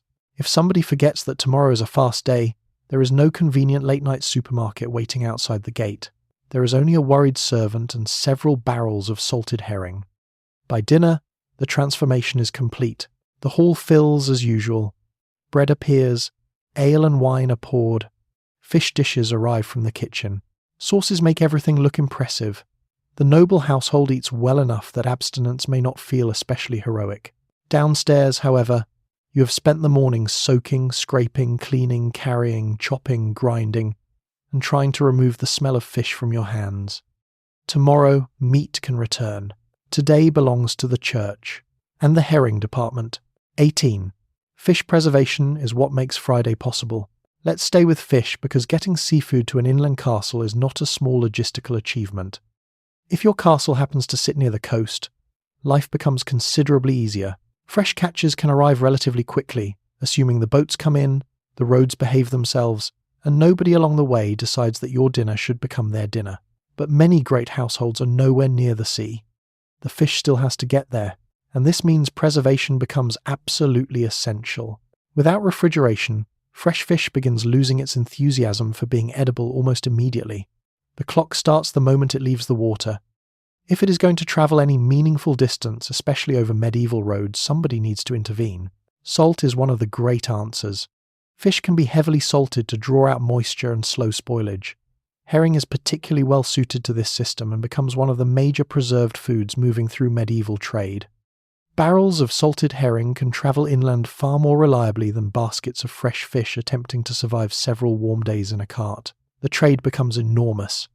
Fishing towns, merchants, carriers, market officials, household buyers, and servants all participate in getting this very ordinary-looking fish from the sea to your plate. You look at a barrel of herring. It looks like a barrel of herring. What you are actually looking at is medieval logistics. Dried fish works differently. Fish such as cod can be dried until much of the moisture has been removed, creating a hard, durable product that keeps for long periods and can travel great distances. Stockfish may look less like food and more like something you could use to discipline a door, but once soaked and cooked, it becomes extremely useful. The soaking is important, very important. Preserved fish is designed to survive storage, not to provide immediate dining pleasure straight from the barrel. Salted fish may need to spend hours in fresh water, sometimes with the water changed repeatedly, to remove enough salt to make it pleasant to eat. Dried fish may require prolonged soaking to soften it before cooking, so the fish meal begins long before the fire. Someone has to remember, this is the part you would probably fail at first. You arrive in the kitchen on Friday morning and announce that you are ready to cook the cod. The master cook asks whether you soaked it. You become quiet. Dinner is now a building material. This is why household planning matters. The servants responsible for stores and provisions know that fasting days are coming. Fish must be brought out in advance. Barrels are opened. Portions are selected. Soaking begins early enough that the kitchen is not attempting to desalinate lunch while the hall is already filling. Freshwater fish provides another solution. Wealthy estates can maintain fish ponds stocked with species such as carp, pike, bream, or other locally suitable fish. These ponds are not decorative additions designed to give noble visitors somewhere pleasant to stand. They are food storage with ripples. A live fish swimming in a managed pond does not require salt, drying, or refrigeration. When it is needed, it can be caught and brought to the kitchen fresh. This is particularly valuable for religious observance because the household knows that fish will be required again and again throughout the year. The church has effectively encouraged medieval aristocrats to maintain aquatic inventory. Then there are rivers. Eels, salmon, trout, and other freshwater species can enter the food supply depending on location, season, fishing rights, and local abundance. Eels are especially useful because medieval Europe has a relationship with eels that borders on administrative obsession. They appear in rents, markets, household accounts, and meals with remarkable frequency. If something can be measured in eels, somebody eventually does. By the time the preserved fish reaches your hands, however, all the impressive trade networks disappear into kitchen work. You scrape, you clean, you soak, you cut, you remove bones where practical. You attempt to persuade something that spent several months coated in salt to become lunch. Then the cook takes over.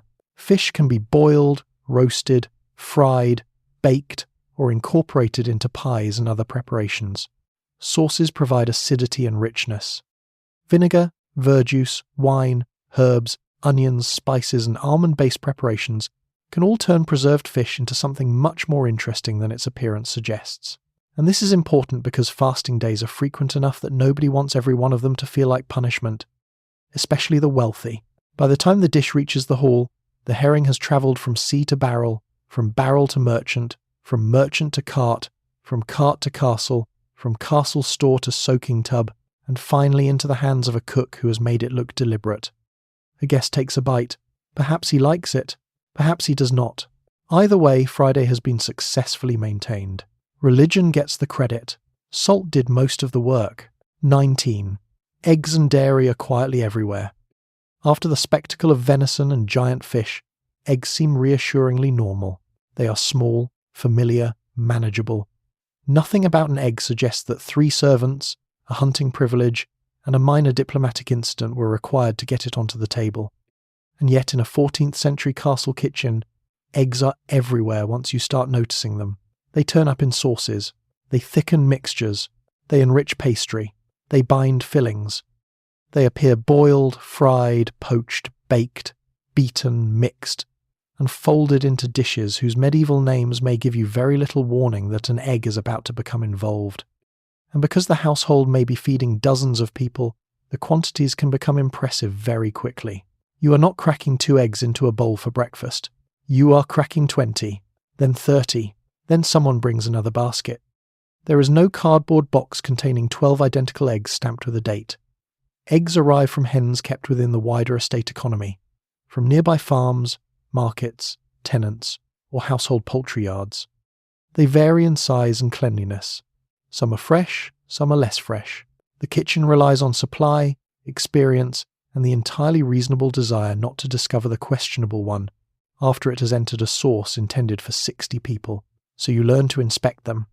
You handle them carefully because breaking food before the cook has requested it is considered poor career strategy. Dairy follows the same pattern of being ordinary, useful, and much more complicated than your refrigerator has led you to believe. Milk is valuable, but fresh milk is also highly perishable. Without refrigeration, it cannot simply sit around indefinitely waiting for someone to remember it exists. This encourages the household to turn milk into products that keep better. Butter, cheese, cream when available and practical. These provide calories, richness, flavour, and ways of preserving some of milk's nutritional value beyond the short life of the fresh product. Cheese is particularly useful because it travels and stores far better than fresh milk. Medieval households consume many different kinds depending on region, quality, age, and availability. Some cheeses are eaten directly. Others may be incorporated into cooking. A well-stocked household can store cheeses for future use, in a way that would be impossible with a bucket of fresh milk quietly becoming a biological experiment in the corner. Butter is equally valuable. It can enrich dishes, cook foods, and contribute fat where appropriate, although regional habits matter. In some parts of medieval Europe, animal fats or oils may dominate different kinds of cooking. There is no single universal medieval kitchen operating under one giant recipe book. And then religion returns. Because of course it does. The medieval Christian calendar can restrict not only meat, but, on stricter fast days and in certain observances, animal products such as eggs and dairy as well. Rules and practice vary, and dispensations exist, but the kitchen still has to know what is permitted. This is where almond milk becomes almost suspiciously useful. When dairy is unsuitable for the day's observance, ground almonds mixed with water and strained can provide a rich liquid for sauces, potages, and other preparations. You have already spent enough time pounding almonds to understand that this replacement does not save labour. It merely redirects your suffering. On non-fast days, however, eggs and dairy move happily through the kitchen. Egg yolks can thicken sauces and add richness. Beaten eggs can help bind fillings. Cream can soften or enrich certain preparations. Cheese provides a dependable food that can appear at meals without requiring an entire animal to be roasted beside you for 4 hours. There is something almost comforting about this. Not every medieval meal is ceremonial. Not every dish is designed to intimidate a visiting earl. Sometimes people are simply eating bread, cheese, eggs, and something warm from a pot because they are hungry. By late morning, however, the kitchen has transformed these humble ingredients into an impressive amount of work. You have cracked eggs until the motion has become automatic. You have carried dairy from storage.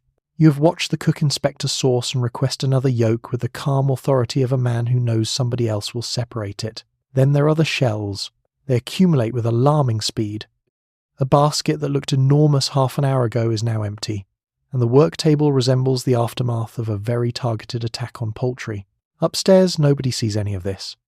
They receive a smooth sauce, a rich filling, a custard-like dish, perhaps cheese beside the bread, and think very little about the ingredients holding everything together.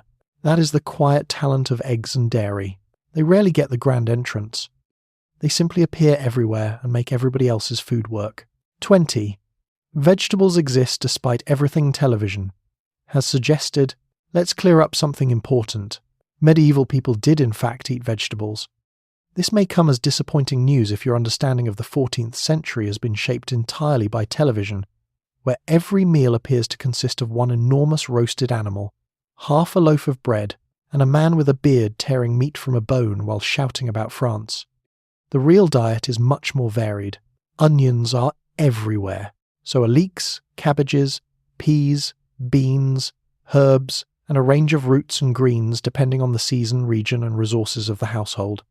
Gardens attached to castles, monasteries, estates, and towns can produce a steady supply of useful plants, while markets and rents in kind add still more to the kitchen stores. The important difference is that medieval people do not necessarily think about vegetables in quite the same way you do.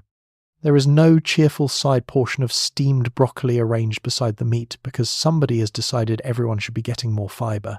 Vegetables are ingredients. They go into potages. They appear in sauces. They cook with meat. They thicken soups. They form part of fasting dishes. They are boiled, chopped, mashed, seasoned, and combined with whatever else the kitchen happens to be working with. And because onions survive storage reasonably well, they become one of the great dependable flavours of the medieval kitchen. You begin chopping them. Immediately, the 14th century becomes emotional. There is no pre-diced onion. There is no food processor. There is simply you, a knife, a wooden board, and enough onions to make every unresolved feeling in your life suddenly seem very important. The kitchen smells sharper now. Onions mingle with wood smoke, broth, roasting fat, damp stone, herbs, and the faint persistent aroma of whatever fish was here yesterday. Leeks join them. Cabbage appears. Peas and beans are especially useful because dried pulses store well and provide dependable nutrition through seasons when fresh produce becomes harder to obtain. They can be soaked and cooked into thick potages, combined with onions and herbs, or stretched with grain and bread to feed large numbers of people cheaply. For the lower ranks of the household, these foods matter enormously. The Lord may be receiving venison with an elaborate sauce. You may be receiving peas, but the peas are doing important work. They are filling. They can be produced in quantity. And unlike the peacock, they do not require anyone to spend half the morning reconstructing their feathers for presentation. Fresh herbs provide another layer of flavour. Parsley, sage, mint, and other culinary herbs can be grown locally and used generously. Some flavour food. Some also carry medicinal associations because medieval boundaries between kitchen knowledge and household medicine are much less tidy than yours. A plant can be dinner at noon and a remedy by evening. Nobody finds this strange. Fruit also crosses into savoury cooking more often than a modern diner might expect. Apples, pears, dried fruits, raisins, and similar ingredients can appear alongside meat, spices, wine, or vinegar, creating combinations that feel unfamiliar until you realise how much medieval elite cooking enjoys balancing sweetness, acidity, and spice. The stereotype of bland medieval food does not survive particularly well in a wealthy kitchen. Neither does the idea that vegetables are exclusively poor people's food.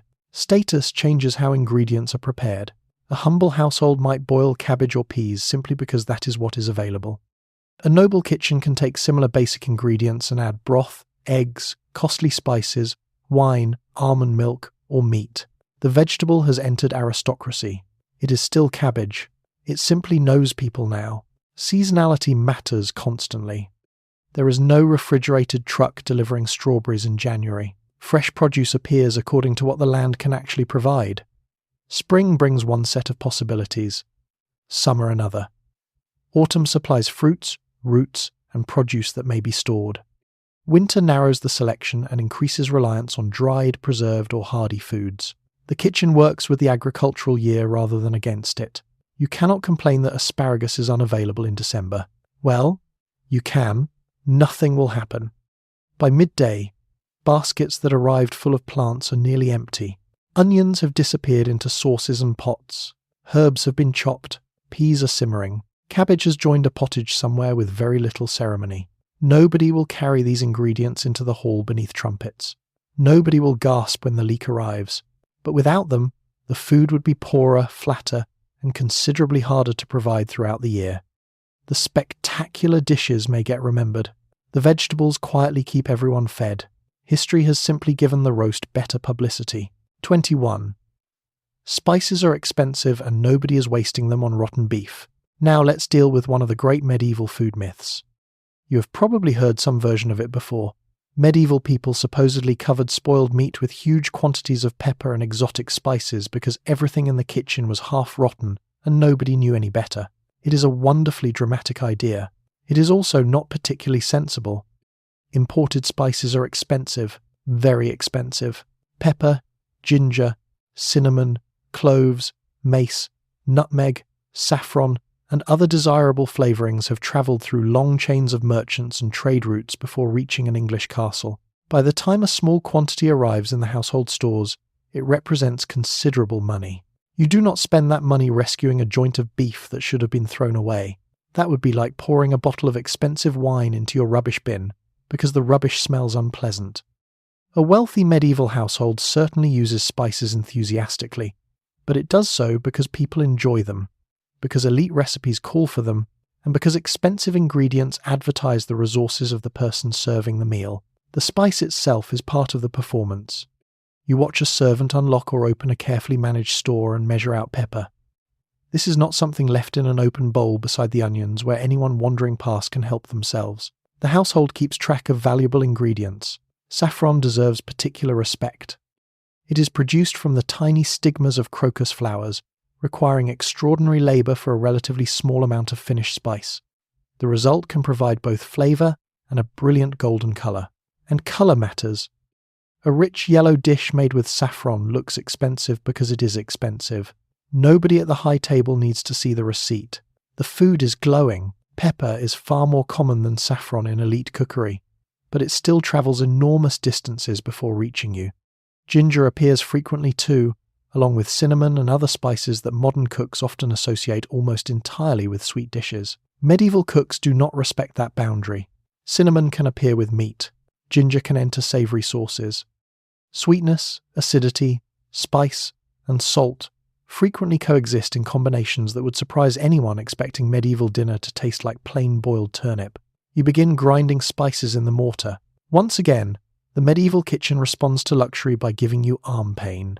Whole spices keep their character better than powder sitting around indefinitely, so grinding can happen as part of preparation. You pound peppercorns, ginger, or other ingredients until the cook is satisfied with the texture. Fine spice dust rises.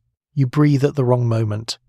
For several seconds, the entire 14th century enters your nose. When the coughing stops, you return to work.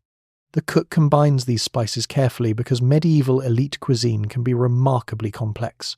A sauce might balance peppery heat against vinegar or verjuice. Another dish may combine fruit and meat. Almond milk might carry spices through a rich preparation. Sugar, itself an expensive imported ingredient during this period, can appear alongside savoury flavours rather than being reserved exclusively for dessert. This does not mean every dish tastes like someone emptied the spice cupboard into it. Good cooks understand proportion. The goal is flavour, not punishment. And there is another reason the rotten meat story makes little sense. Wealthy households already possess methods for managing meat. Fresh meat is consumed while usable. Other meat is salted, smoked, dried, or otherwise preserved. Household officers monitor supplies. Servants inspect stores. The kitchen has every incentive not to poison the people whose continued employment pays everyone's wages. Medieval people may not understand bacteria, but they understand decay. They have noses. They have eyes. They have several thousand years of collective human experience suggesting that meat can go bad. Spices cannot reverse that process. Pepper is impressive. It is not resurrection. There are, of course, preserved meats with strong flavours, and game may deliberately be hung to develop tenderness and character. Medieval tastes can tolerate levels of aging that may feel unusual to you, but that is not the same as routinely disguising dangerously rotten food beneath cinnamon. What spices really do is make elite cooking richer, more varied, and more prestigious. Every pinch tells a story about trade. Somewhere far beyond this castle, plants were harvested, dried, packed, sold, shipped, carried, resold, taxed, transported again, and eventually placed in your mortar. Then you spend 10 minutes pounding them. Later, a nobleman tastes the finished sauce and recognizes something luxurious. Perhaps he compliments the cook. Perhaps he simply keeps eating. Either way, nobody mentions rotten beef, because if the beef were genuinely rotten, even the 14th century had a better solution. Do not serve the beef. 22. The sorcerer may be quietly saving the entire meal. Let's talk about sauces, because medieval elite cooking loves them. Not in the modern sense of opening the refrigerator and choosing between ketchup, mustard, and something labelled smoky burger sauce. In a wealthy 14th century household, sauces can be complicated, carefully balanced preparations that require their own ingredients, equipment, and specialist attention. In a very large household, that specialist may be the sorcerer. His responsibility is exactly what the name suggests. He deals with sauces and related preparations, working within the wider kitchen hierarchy to make sure the roasted meat, boiled fish, game, and other dishes leaving the kitchen do not arrive in the hall looking lonely. And medieval cooks take sauce seriously. You quickly discover that the flavour combinations are far more adventurous than the popular image of medieval food suggests. There are sharp sauces built around vinegar or verjuice, the acidic juice of unripe grapes or other sour fruits. There are rich preparations using ground almonds. Bread can be soaked and crushed into liquid to thicken a sauce. Egg yolks can provide body. Wine appears. Herbs appear. Pepper, ginger, cinnamon, cloves, saffron, and other expensive spices may be added depending on the dish and the status of the meal. Sweetness can appear beside acidity. Spices can appear beside meat. Fruit can appear in places your modern instincts would probably classify as savoury territory and politely ask to leave. The medieval palate is not frightened by contrast. A good sauce might be sharp enough to cut through fatty meat, rich enough to soften a leaner dish, or heavily spiced enough to announce that the household possesses both money and access to merchants who have travelled considerably farther than anyone currently eating dinner. Your job, naturally, begins with pounding. Again, you have started to suspect that every sophisticated medieval recipe ultimately requires someone at the bottom of the household hierarchy to spend half an hour attacking ingredients with a pestle. Bread goes into the mortar. Perhaps almonds follow. Spices are ground separately or together. Everything must become fine enough that the finished sauce feels deliberate rather than as though somebody emptied yesterday's breakfast into a bowl. Then comes straining. The mixture may be pushed through a cloth or sieve to remove coarse material and create a smoother texture. This can be repeated until the cook or sorcerer is satisfied. You strain it once. He examines it. You strain it again. Apparently, smoothness is a moral quality. Once prepared, the sauce may be heated gently near the fire. This presents another problem, because delicate mixtures can split, scorch, or thicken too quickly if treated with the same enthusiasm used for boiling a cauldron of peas. So the sorcerer watches closely. He stirs. He tastes. He adjusts the acidity. Perhaps more vinegar goes in. Perhaps the spice needs strengthening. Perhaps a little bread is required to thicken it further. There are no measuring spoons arranged in neat rows. The adjustment happens by knowledge. A skilled sorcerer understands when the balance is right because he has made similar preparations repeatedly. He knows how the sauce should cling to meat, how sharp it should taste, and what texture it needs when it reaches the hall. This also means the sauce must be coordinated with everything else. A beautiful preparation finished an hour too early is not especially useful. It may cool, thicken, develop a skin, or simply stop being what the cook intended.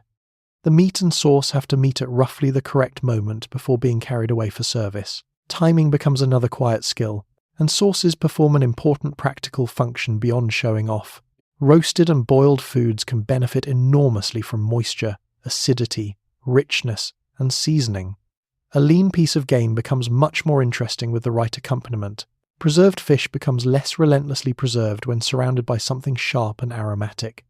This is not about disguising spoiled food. It is about improving perfectly usable food. There is a difference. Eventually the sorcerer tastes the mixture again. He pauses.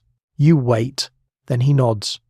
Somebody ladles the sauce into a serving vessel, and it disappears toward the hall alongside the meat it has been designed to accompany. Upstairs, a guest takes a bite. The roast is good. The sauce makes it better. Nobody at the table thinks about the bread that was pounded, the almonds that were ground, the spices that travelled across continents, the vinegar, the straining, the careful heating, or the servant who has spent much of the morning discovering new muscles in his forearm. They simply taste the finished dish, which is exactly what the sorcerer wanted. The best sauce in the castle may require enormous effort. Its final job is to make that effort disappear. 23. Salt is doing the work. Your refrigerator will do later. Now walk toward the stores because preservation is where the medieval kitchen's real anxiety lives. Fresh food is wonderful right up until it begins changing its mind about being food. In a 14th-century castle, there is no refrigerator quietly maintaining a safe temperature while everybody gets on with their lives. Meat, fish, milk, vegetables, and prepared dishes all begin deteriorating from the moment they are produced, caught, slaughtered, or cooked. If the household wants to keep eating through winter, bad weather, failed deliveries, or simply the next few weeks, it needs other methods. Salt is one of the most important, and the amount required can be considerable. Meat intended for storage can be packed heavily in salt, sometimes after being cut into manageable portions. The salt draws out moisture and creates conditions less friendly to spoilage. Fish receives similar treatment, particularly herring and other catches that must travel inland or remain edible long after the boats have returned to sea. This is not the light pinch you add to potatoes. This is preservation. You are using salt as technology. Large quantities, therefore, enter wealthy households through carefully managed supply networks. Salt is valuable enough to be monitored, purchased deliberately, and stored with attention. A castle that expects to feed a large household through winter cannot reach January and discover that somebody has been unusually generous with the salt cellar. The preserved meat itself is not simply placed somewhere and forgotten. It must be stored properly. Cooler rooms help. Dry conditions matter for some foods. Barrels, tubs, hooks, shelves, and storage spaces all have their own jobs. Servants must inspect supplies because preservation slows decay rather than suspending nature indefinitely. The medieval larder still requires a nose. If something smells wrong, feels wrong, or has developed a community of its own, somebody needs to notice before it reaches the cook. Smoking provides another method. Meat and fish can be exposed to smoke, which helps dry the surface and adds compounds that slow spoilage while also producing flavour. Bacon and other pork products benefit enormously from these techniques because pigs are almost suspiciously useful animals. Once slaughtered, much of the carcass can be salted, cured, smoked, rendered, cooked, or otherwise turned into food that lasts far longer than fresh pork would. Autumn is therefore especially important. Animals that would be expensive or difficult to feed throughout winter can be slaughtered as colder weather approaches. Meat is eaten fresh where possible, while other portions are preserved for the months ahead. You begin to understand that winter dinner is often prepared months before winter dinner happens. Drying works too. Peas and beans can be dried and stored. Herbs can be dried. Fruit can be dried. Fish can be dried until it becomes so hard that your first instinct is to ask whether it is food or roofing material. Grain, properly kept dry and protected from pests, is one of the great durable foundations of the household. Flour does not keep as well as whole grain, so milling schedules and storage matter too. Then there is cheese. Milk turns quickly, particularly in warm weather. Cheese takes the valuable nutrition in milk and transforms it into something that can survive considerably longer. Different cheeses keep for different periods, but the basic principle is brilliant. If fresh milk refuses to cooperate with time, change its form. Butter can also be salted to improve keeping qualities. Fruit can be preserved in various ways, including drying, cooking, or in wealthy households using expensive sweeteners where appropriate. Vinegar and acidic preparations provide additional options for certain foods. Every method has a cost. Salt must be acquired. Smoking needs fuel. Drying needs suitable conditions. Storage requires space, and all of it requires labour. Someone packs the meat. Someone hangs it. Someone turns it. Someone checks it. Someone carries the barrels. Someone keeps track of which supplies should be used first. This becomes especially important because preserved food does not taste identical to fresh food. Salt meat can be extremely salty and may need soaking before cooking. Dried ingredients need rehydration. Smoked foods bring their own strong flavours. The kitchen works around these qualities rather than pretending they are not there. By winter, the stores become a record of all the planning done months earlier. Barrels of salted provisions wait beside sacks of grain. Dried peas and beans remain ready for the pot. Cheeses sit aging. Smoked meat hangs where conditions permit. Each item represents food that did not spoil when it naturally wanted to. You look around and realize that preservation is not one small part of medieval cooking. It is what makes the entire system possible. Your refrigerator performs this miracle silently while using electricity. The castle uses salt, smoke, drying, cool stone, barrels, careful planning, and several servants who would very much like you to close the larder door. 24. The larder is medieval refrigeration, with more suspense. Let's step into the larder. After the heat and noise of the main kitchen, it feels almost peaceful. The air is cooler, the light is dimmer, thick stone walls help keep temperatures steadier than outside, and the room has been chosen or built with storage in mind rather than comfort. You can feel immediately why this matters. This is where food waits. Not forever. That distinction is important. Without refrigeration, the larder does not stop decay. It merely negotiates with it. Meat may hang from hooks. Salted provisions sit in tubs or barrels. Cheese rests on shelves. Fish, game, and other foods are stored according to how quickly they need to be used and how well they have been preserved. Some supplies are fresh. Others have been salted, smoked, dried, or otherwise prepared to survive longer than nature originally intended. Everything has a clock on it. The clock just isn't visible. A good larder servant therefore develops an intimate understanding of smell, texture, colour, temperature, and the general personality of food that has been sitting quietly for several days. You cannot check a printed use-by date. You inspect it, you smell it, you press it, you decide whether the venison is maturing nicely or beginning a separate career. This requires judgment. Game, especially, may be hung for a period before cooking because controlled aging can improve tenderness and flavour, but there is a line between properly hung meat and something that should now be introduced to the dogs. The larderer needs to know where that line is. This is one of those jobs where experience matters enormously, because the consequences of optimism can reach the entire hall by lunchtime. Storage also means security. Food is valuable.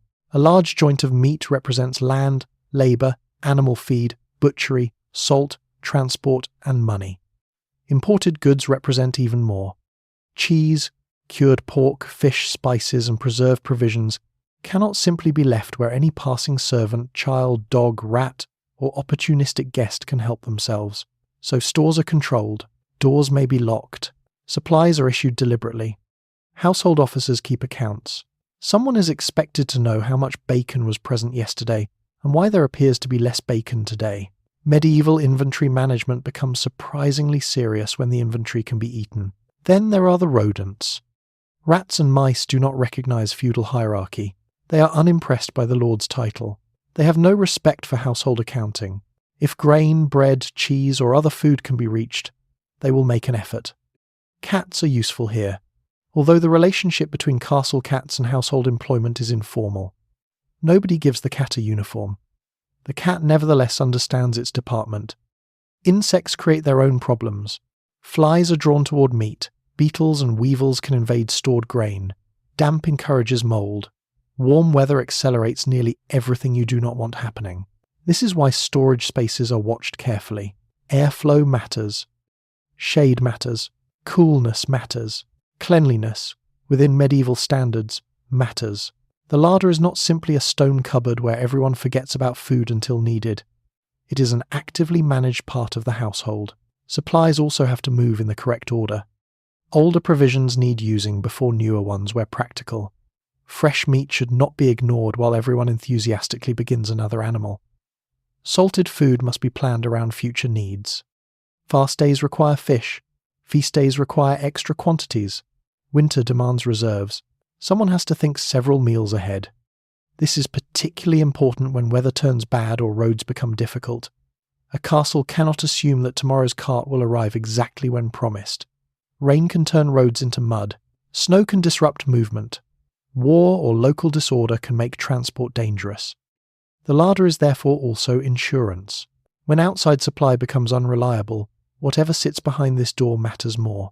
You walk between barrels and hanging provisions and realize that the room is quietly supporting the entire household. The cook gets the glory because he transforms ingredients into dinner. The larder keeps dinner available in the first place. And there is something slightly tense about that responsibility. Every cheese is aging. Every joint is changing. Every barrel contains something that must eventually be opened. Your modern refrigerator solves much of this by keeping food cold and displaying a small light when you open the door. The medieval larder gives you cool stone, salt, hooks, barrels, experience, and several mice watching from somewhere you cannot quite see. It works, mostly, which is exactly enough suspense for lunch. 25. The pantry and buttery are not the same thing. Now you encounter two words that sound charmingly medieval until you realize they represent additional departments. The pantry and buttery sit within the wider machinery of a great household, and despite what their names may suggest to a modern ear, neither is simply a cupboard full of snacks. The pantry is primarily concerned with bread. The buttery is primarily concerned with drink. This is important because in a large 14th-century castle, bread and drink are consumed in quantities large enough to require their own officers, stores, accounts, and servants. You are no longer looking at a family kitchen. You are looking at catering administration. The pantry takes its name from the bread associated with it, and the servant responsible for it, often called the pantler, has a surprisingly serious job. Bread arriving from the bakehouse must be received, stored, counted, cut, and distributed according to the needs of the household, and naturally, rank follows it through the door. The finest white bread is reserved for the most important people. Other grades go to lesser members of the household. Servants receive their own portions.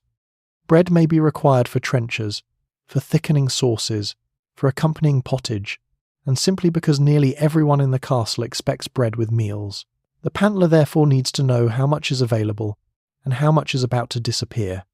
If a dozen unexpected guests arrive, this becomes his problem almost immediately. You begin to notice a theme. The nobleman invites people. Someone downstairs develops arithmetic.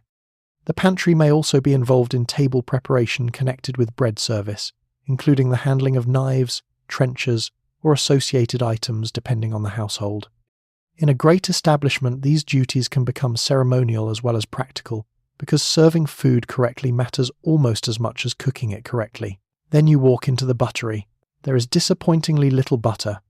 The name comes from the butts, or barrels, associated with drink storage, and the buttery is where ale, wine, and other beverages are managed. This is serious business. Ale is consumed regularly throughout the household, while wine is particularly important for wealthier tables and formal occasions. A major castle can go through impressive quantities, which means somebody must control what comes in, what goes out, and why a barrel that was full yesterday now appears to have undergone a spiritual experience. The officer responsible, the butler, is not yet the silent gentleman in immaculate evening dress you picture from a 19th-century country house. His medieval ancestor is closely associated with drink. He supervises valuable supplies, issues wine or ale for meals, and ensures that the right quantities reach the right people. Again, social rank matters. The lord and honoured guests may receive fine wine. Lower-ranking household members are more likely to receive ale or less prestigious drink. Nobody needs a chart on the wall explaining this. Everyone already knows which cup belongs to whom. Wine can be extremely valuable because much of it must be imported. English aristocratic households consume substantial quantities of wine brought from regions such as Gascony, and every barrel represents trade, transport, taxation, storage, and money. You do not casually leave it unattended beside an open door. Barrels are checked. Supplies are accounted for. Keys matter. The person controlling access to the wine possesses a degree of practical authority that becomes obvious the moment anyone wants a drink. This is one of history's more durable truths. The buttery also has to prepare beverages for service. Wine may be drawn from barrels into smaller vessels. Ale must be fetched and carried. Cups, jugs, flagons, and other serving equipment move constantly between storage areas and the hall. During a feast, the movement becomes relentless. A servant enters with an empty vessel. Another leaves with a full one. Someone at the high table wants more wine. Several people farther down the hall want ale. The pantry is sending bread in one direction while the buttery is sending drink in another, and somehow all of this must reach the right tables without creating confusion. The kitchen, meanwhile, is sending food. You begin to understand why the service end of a castle can feel like a small town preparing for an invasion. Every department has its own responsibility. Every department has its own supplies. And every department becomes intensely interested in the exact moment the Great Hall begins eating. By the time dinner is underway, bread and drink seem almost effortless. A loaf appears beside the guest. Wine enters the cup. Ale reaches the servants. Nobody upstairs needs to know which door it came through, who counted it, who carried it, who unlocked the store, or who noticed that one barrel was running low. That is the strange brilliance of the whole system. The castle looks medieval. The administration is disturbingly familiar. You have managers, inventory, departments, distribution, and accountability. The only thing missing is a meeting that could have been a letter. 26. Dinner arrives before your modern lunch break. It's finally time for the main meal. You glance instinctively towards some imaginary clock and discover that, by modern standards, it is barely lunchtime. Depending on the household and season, the principal meal of the day may be served around late morning or toward noon. Your modern stomach expects perhaps a sandwich and a quiet argument with yourself about having another coffee. The castle is preparing roasted meat, pottage, bread, fish, sauces, ale, wine, and enough food to make the rest of your afternoon largely theoretical. This earlier schedule makes much more sense once you have spent the morning downstairs. People have been awake for hours. Fires were revived before daylight. Bread has been baked. Animals have been prepared. Water has crossed the courtyard in buckets. Sauces have been pounded, strained, heated, tasted, and adjusted. Meat has been rotating beside the hearth long enough for the person turning it to reconsider the basic structure of society. By the time the household sits down, this does not feel like an early meal. It feels late. The timing is shaped by a world that organizes itself around daylight, work, religious observance, and household custom rather than the modern expectation that dinner should happen after you have returned home and spent 40 minutes deciding what to watch while eating it. Daylight matters enormously. Artificial light exists, of course, but candles, rushlights, lamps, and firelight cost money and provide nothing like the effortless brightness of electricity. It therefore makes sense to conduct much of the day's serious work while the sun is available. The main meal sits comfortably within this rhythm. You work through the morning. You eat substantially. Then the household continues into the afternoon. The noble family does not necessarily call this meal dinner in exactly the way you use the word today, but it is the substantial central meal around which much of the domestic machinery revolves. And preparing for it means everyone downstairs suddenly becomes very interested in timing. The roast must be ready. Not nearly ready. Ready.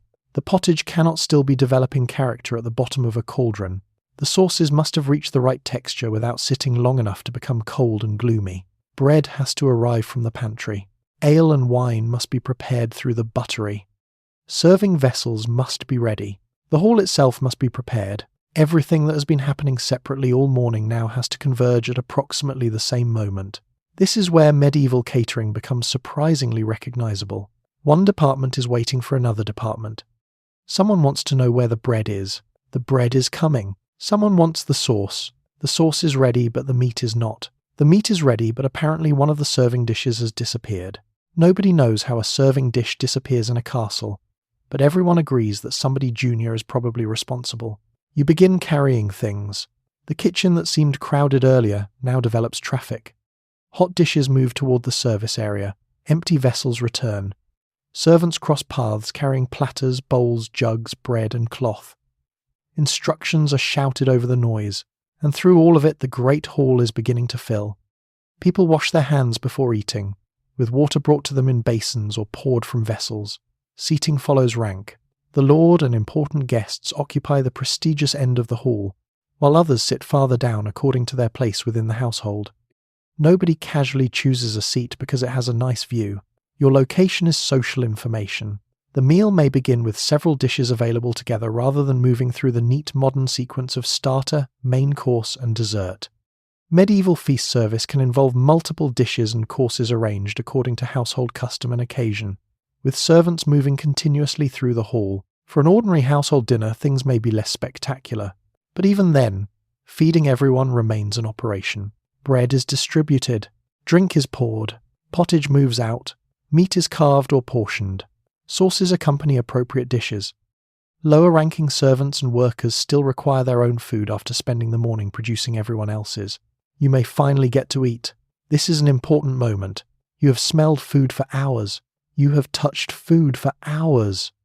You have watched meat slowly become edible while standing close enough to hear the fat hiss, and only now are you sitting with your own bread and portion of whatever the household has allocated to your rank. It tastes remarkably good, partly because the cooks know what they are doing, mostly because you have been awake since darkness. The meal gives everyone a break, although not necessarily everyone at the same time. Service staff still have work to do while higher-ranking members eat. Somebody must pour the wine. Somebody must carry dishes. Somebody must remove what has finished. Luxury remains carefully staggered. Eventually, though, the main rush eases. People in the hall have eaten. The lord has been fed. Guests are satisfied. The castle settles toward the next part of its day. You look outside. The sun is still high. Your modern self would call this lunchtime. Your medieval self has already completed most of a working day and eaten dinner, and there is still supper later. Nobody warned your stomach about the schedule. 27. Getting food. Upstairs is its own military operation. Now the cooking is finished, which sounds encouraging until you remember that the people eating it are somewhere else. The meat is ready. The sauces are ready. The pottage has survived. Bread has arrived from the pantry. Ale and wine are waiting in the buttery. Somewhere in the service end of the castle, several servants are now looking at all of this food and confronting the next problem. It has to reach the hall, hot, preferably upright, and without anyone dropping a roasted bird halfway across the courtyard. In a major 14th-century castle, the kitchens and associated service rooms are often arranged with the great hall in mind. Passages, doorways, courtyards, stairs, screens, passages, and serving areas create routes between the place where food is prepared and the place where important people expect it to appear. Even with sensible planning, however, the distance matters. Stone castles are not compact modern restaurants where the dining room sits 6 steps from the pass. Depending on the building, a dish may travel through several spaces before reaching its destination, and every second matters because medieval food possesses the same irritating property as modern food. It gets cold. There are no heated serving trolleys, no warming lamps, no insulated delivery bags, no waiter appearing through swinging doors carrying something that has been sitting safely beneath stainless steel for 3 minutes.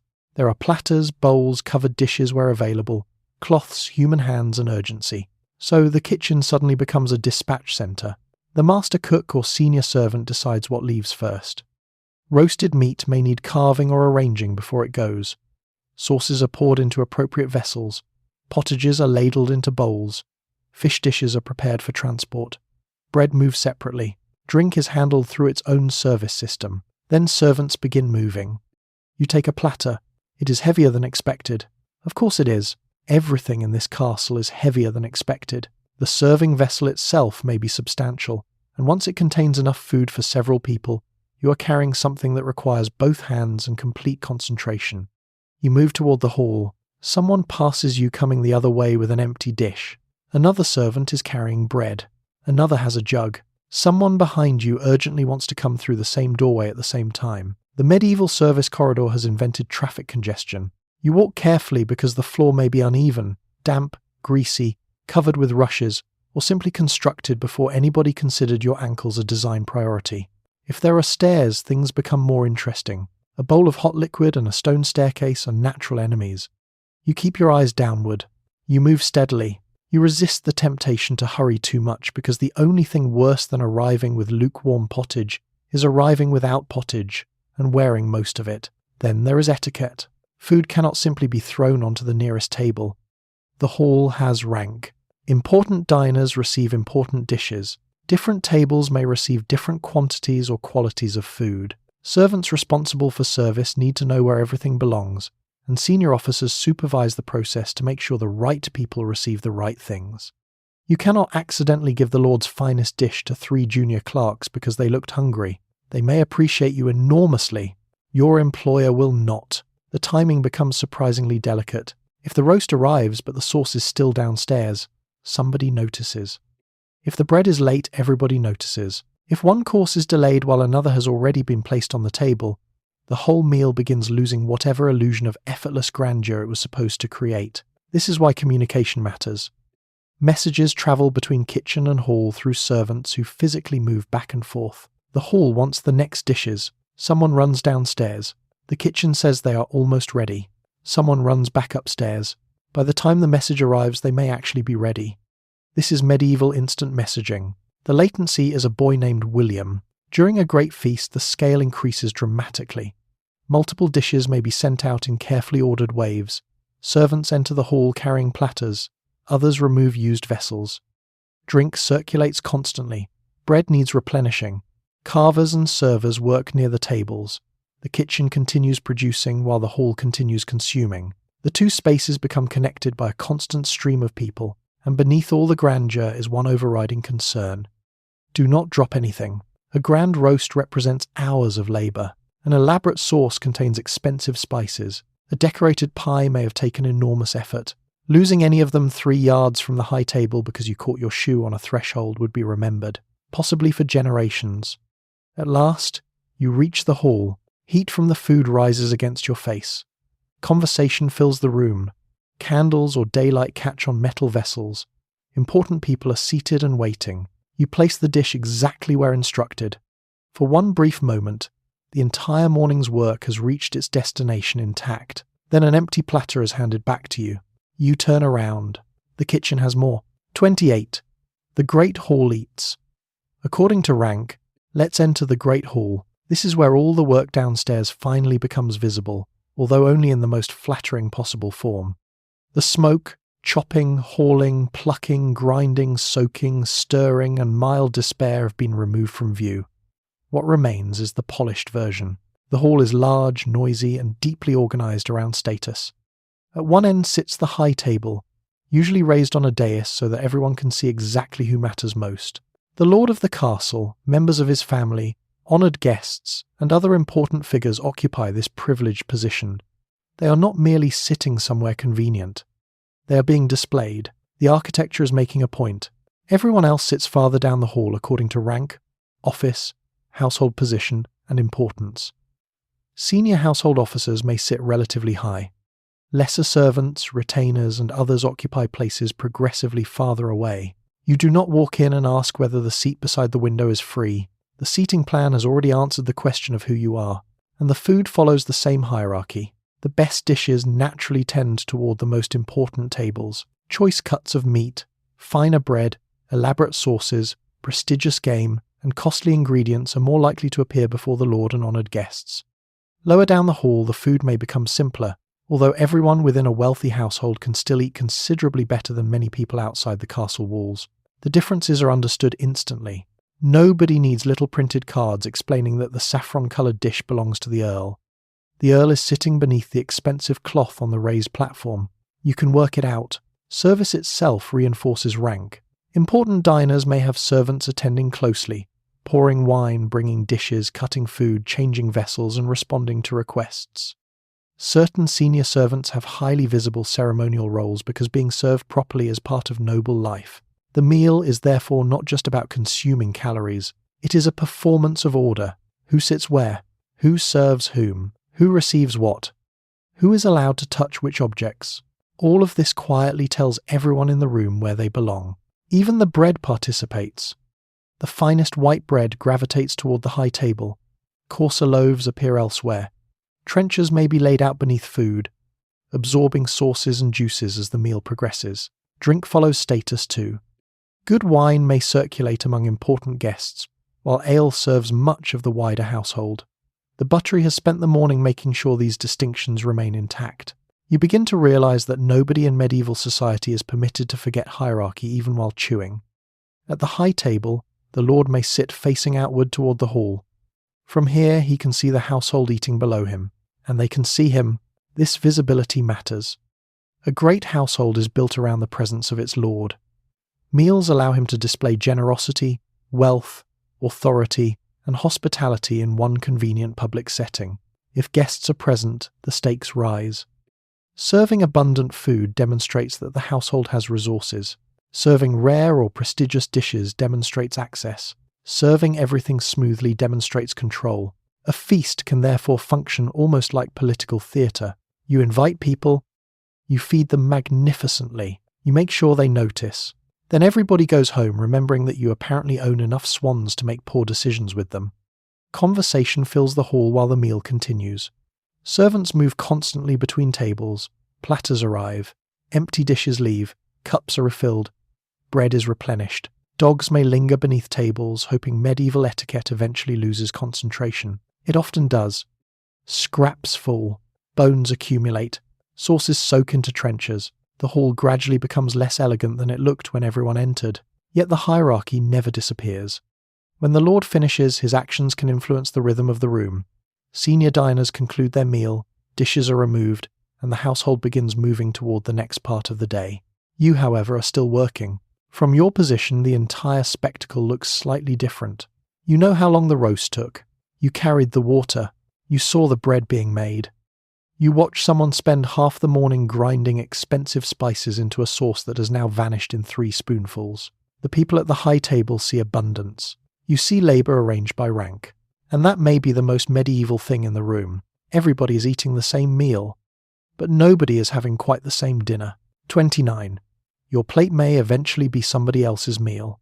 Now look at the bread on the table because it can serve more than one purpose.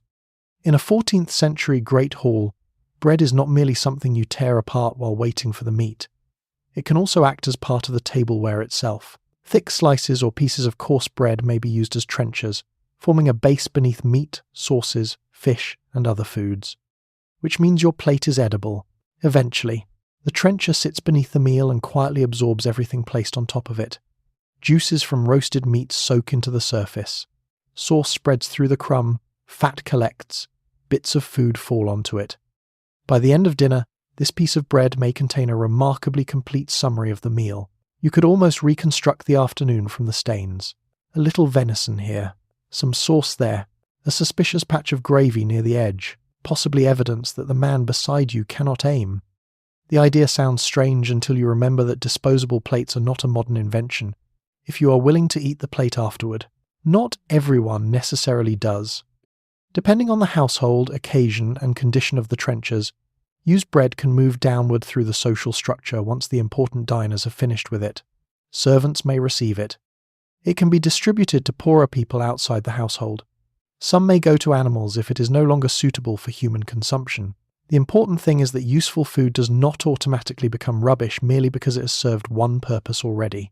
Bread represents work.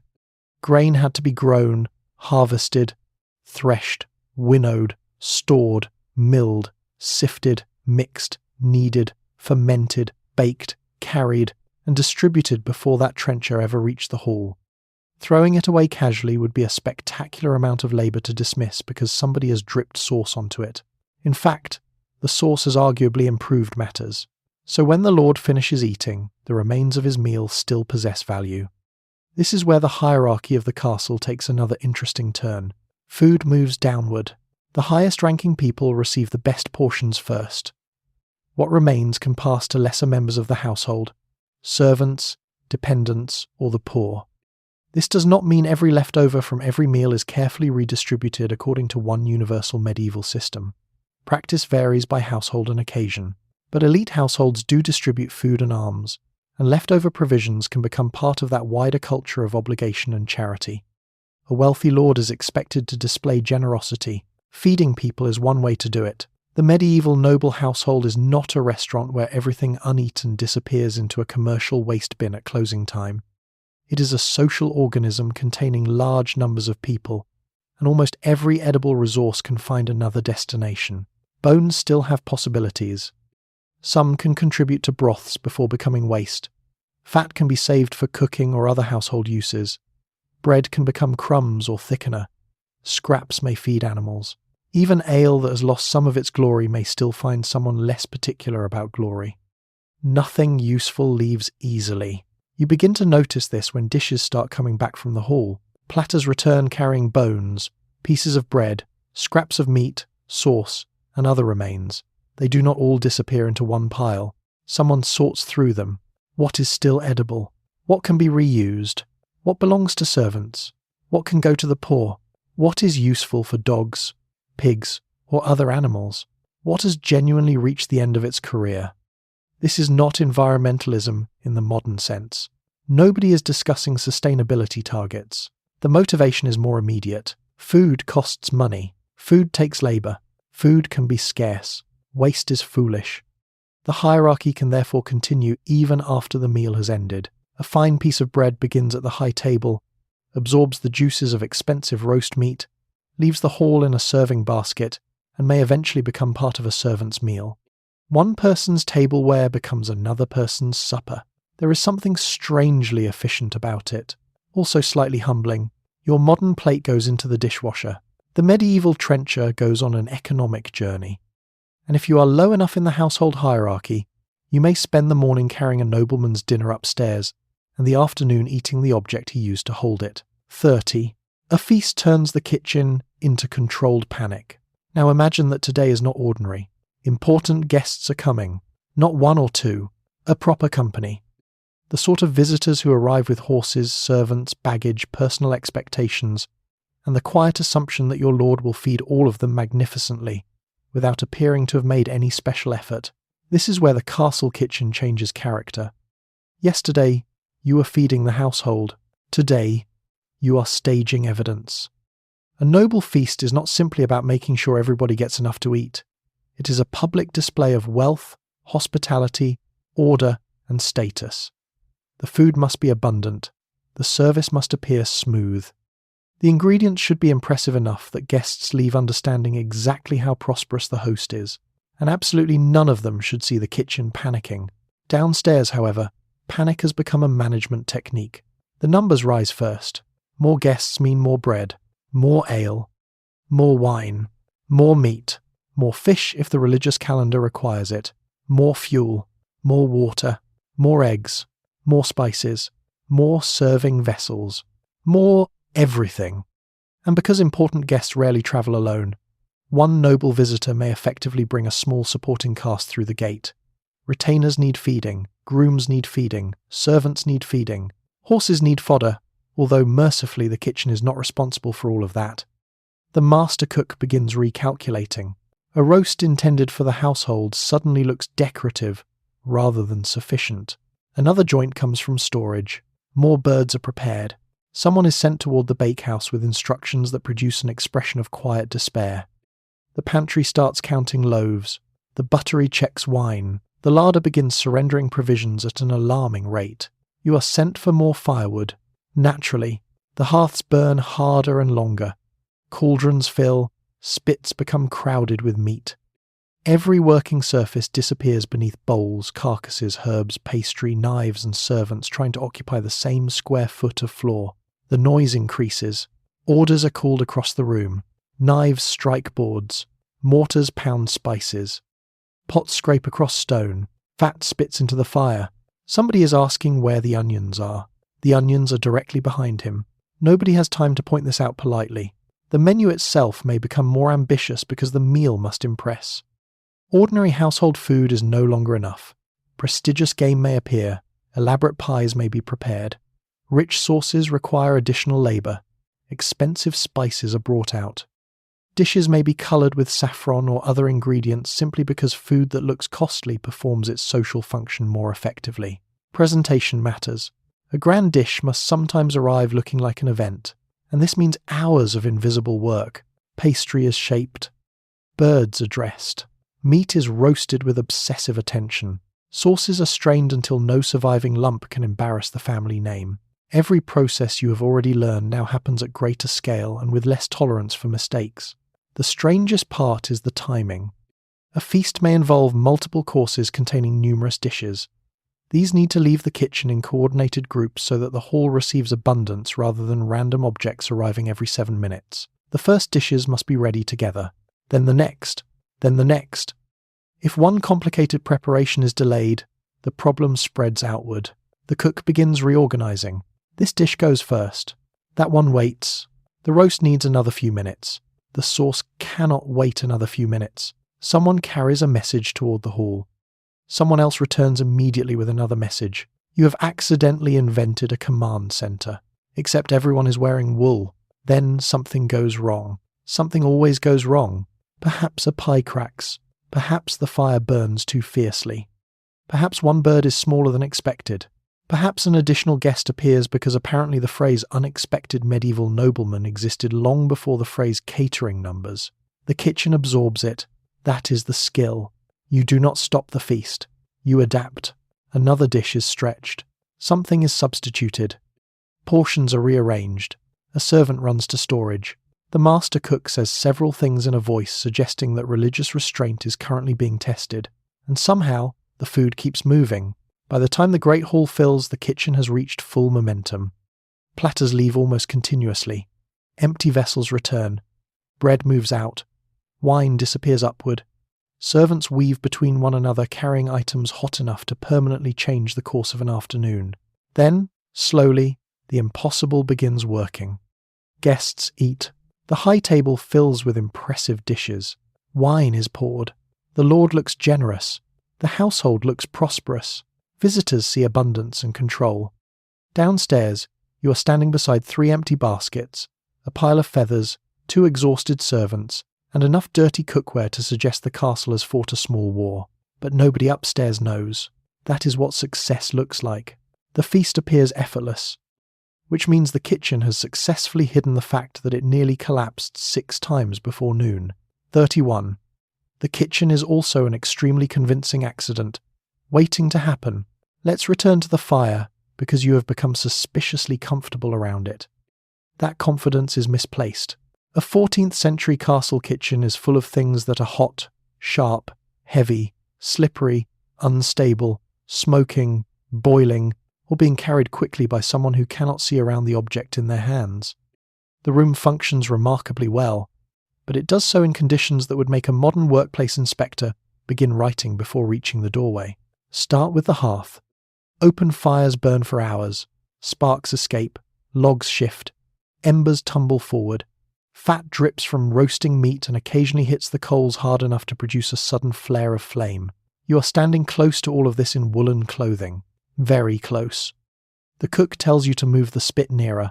You move nearer. The heat presses against your face so strongly that your skin feels tight. Your eyes water from smoke. One sleeve hangs slightly too loose, and you suddenly become extremely interested in where it is. There is no fireproof uniform. There are no heat-resistant gloves. There is no bright yellow line on the floor saying this area is dangerous. The entire room is the dangerous area. Then there are the cauldrons. A large pot filled with boiling liquid contains enough heat to transform a minor mistake into a serious injury. It may hang above the hearth on iron fittings or sit near the fire where servants must work around it. You lean in to stir. Steam rolls upward. The long spoon helps keep your hands away from the worst of the heat, but there is always the possibility of a splash. And burns are not something you want in the 14th century. The initial injury is bad enough. Infection afterward can be worse. Medieval medicine has treatments for burns involving oils, salves, herbs, animal fats, and other preparations of varying usefulness. But nobody understands microbes, sterilization, or why an apparently manageable wound may become far more dangerous several days later. So you are careful, very careful, then someone behind you is carrying a knife. The kitchen uses knives constantly. Cleavers break down meat, smaller blades prepare vegetables and herbs. Carving tools divide cooked food. Hooks lift joints. Iron implements move things near the fire. These are essential tools. They are also sharp, and the floor is not helping. Water spills, fat spills, broth spills, bits of food fall. Rushes or straw may be used in some areas, while stone surfaces become slick wherever grease accumulates. Servants move quickly through the room, because meals operate according to schedules that apparently do not include the phrase "please walk slowly." You begin crossing the kitchen with the careful steps of someone walking across ice while holding soup. This turns out to be excellent practice because shortly afterward, you are literally carrying soup. The vessel is hot. The floor is uneven. A servant passes from the opposite direction carrying firewood. You both perform a small sideways movement that would look graceful if neither of you were terrified. No one comments. You continue. Smoke creates another constant hazard. Large medieval kitchens can be designed with high roofs, vents, chimneys, or louvers intended to carry smoke away, but removal is not perfect. Fires still fill the atmosphere with particles and fumes, especially when fuel is damp or the airflow behaves badly. The people working here breathe this for hours. Your eyes sting. Your throat dries. You cough occasionally and then stop noticing because everyone else is coughing too. There is no occupational health department asking whether long-term exposure to kitchen smoke might be undesirable. Long-term exposure to almost everything in the 14th century is undesirable. Heavy lifting adds its own quiet damage. Buckets of water, logs, barrels, sacks of grain, cauldrons, carcasses, serving platters. Nothing has wheels unless somebody has specifically put wheels beneath it. Your back is expected to participate enthusiastically, and then there is simple exhaustion. This may be the most dangerous ingredient in the room. You started before sunrise. Your body is hot, tired, and increasingly slow. Yet the fire remains just as hot, the knife remains just as sharp, and the cauldron remains completely indifferent to how many hours you have already worked. Experienced servants learn habits that keep them alive. They know where to stand. They call warnings when carrying something dangerous. They develop routines around the hearth. They understand which handles become hot, which stones become slippery, and which junior servant should absolutely not be trusted with the largest pot. The kitchen survives because skill gradually replaces formal safety systems. Most days, it works. Dinner arrives. Nobody catches fire. The cauldron stays upright. The Lord eats. And upstairs, the meal feels wonderfully civilized. Downstairs, civilization has spent the entire morning standing 6 inches away from a boiling pot and hoping everyone watches their sleeves. 32. When the castle sleeps, the kitchen starts preparing for tomorrow, and finally the hall begins to quiet. The great meal is over. The Lord has withdrawn. Guests drift toward chambers, private rooms, or whatever part of the castle offers warmth, wine, and the possibility of sitting down without being handed a dirty pot. Conversation fades from the great hall. Benches scrape against the floor. Candles burn lower. Somewhere above you, people are already settling into the comfortable belief that the day's work has finished. Downstairs, this is adorable. The kitchen is still awake. In fact, the end of dinner simply means the beginning of another kind of work. Dishes begin returning from the hall in waves. Platters come back carrying bones, scraps, grease, sauce, and bread that has absorbed enough of the meal to qualify as a separate course. Bowls arrive streaked with pottage. Cups and jugs return toward the buttery. Knives, serving vessels, wooden bowls, pans, and cooking tools gradually accumulate on every available surface. For a few unpleasant minutes, it looks as though the castle has decided to place every object it owns in the kitchen. Then the sorting begins. Useful leftovers are separated from genuine waste. Meat scraps may still feed servants, dependents, or animals. Bread can be reused where suitable. Fat is valuable and may be saved. Bones can sometimes contribute to broth before finally reaching the end of their culinary career. Nothing edible is thrown away simply because the important people have stopped wanting it. The dogs are extremely supportive of this policy. They hover nearby with the focused expressions of animals who have correctly understood that human hierarchy eventually produces bones. Then comes the cleaning. Large cooking pots have spent hours above smoky fires and now wear black soot outside and stubborn grease within. They must be scraped and scrubbed with the materials available, using water, cloths, sand, ash, or whatever method suits the vessel and the dirt. There is no detergent bottle promising lemon freshness. There is no dishwasher. There is you. You scrape, you rinse, you scrub. You discover that medieval Greece possesses an extraordinary commitment to remaining medieval Greece. Wooden tables and chopping surfaces need attention too. Knives must be cleaned and put away. Mortars have to be cleared of whatever expensive paste has dried inside them. Ladles, hooks, spoons, and other tools return to their places, because tomorrow morning nobody wants to begin the day searching for the large spoon. The floor is worse. After a full day of cooking, it carries ashes, spilled liquid, fragments of food, grease, feathers, mud from countless shoes, and the general evidence of a room where several animals have been transformed into dinner. You sweep, you scrape, you carry waste outside. Then you carry dirty water outside because, once again, drains are not quietly handling your problems beneath the floor. By now, the castle beyond the service buildings is noticeably darker. The kitchen fires are finally allowed to weaken. But even this is managed rather than abandoned. Some fires may be reduced carefully, while embers can be banked beneath ash so that enough heat survives to help restart the hearth in the morning. Completely rebuilding every fire from nothing wastes time and effort, so tomorrow's kitchen begins with what tonight's kitchen preserves. You rake the embers together, Ash settles softly. The roaring hearth that dominated the room all day becomes a deep red glow.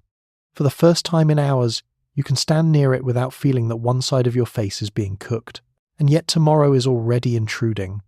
Grain or flour may need to be ready for the bakehouse. Saltfish may require soaking if a fast day approaches. Dried peas or other ingredients can be set aside for the next day's cooking. Stores are checked. Bread requirements are considered. Meat needed in the morning may have to be identified in advance. A great household cannot wake up and then decide what to do. Too many people depend upon the kitchen. Tomorrow's dinner begins tonight. This may be the most exhausting discovery of the entire day. Eventually, however, there is nothing more you can reasonably prepare.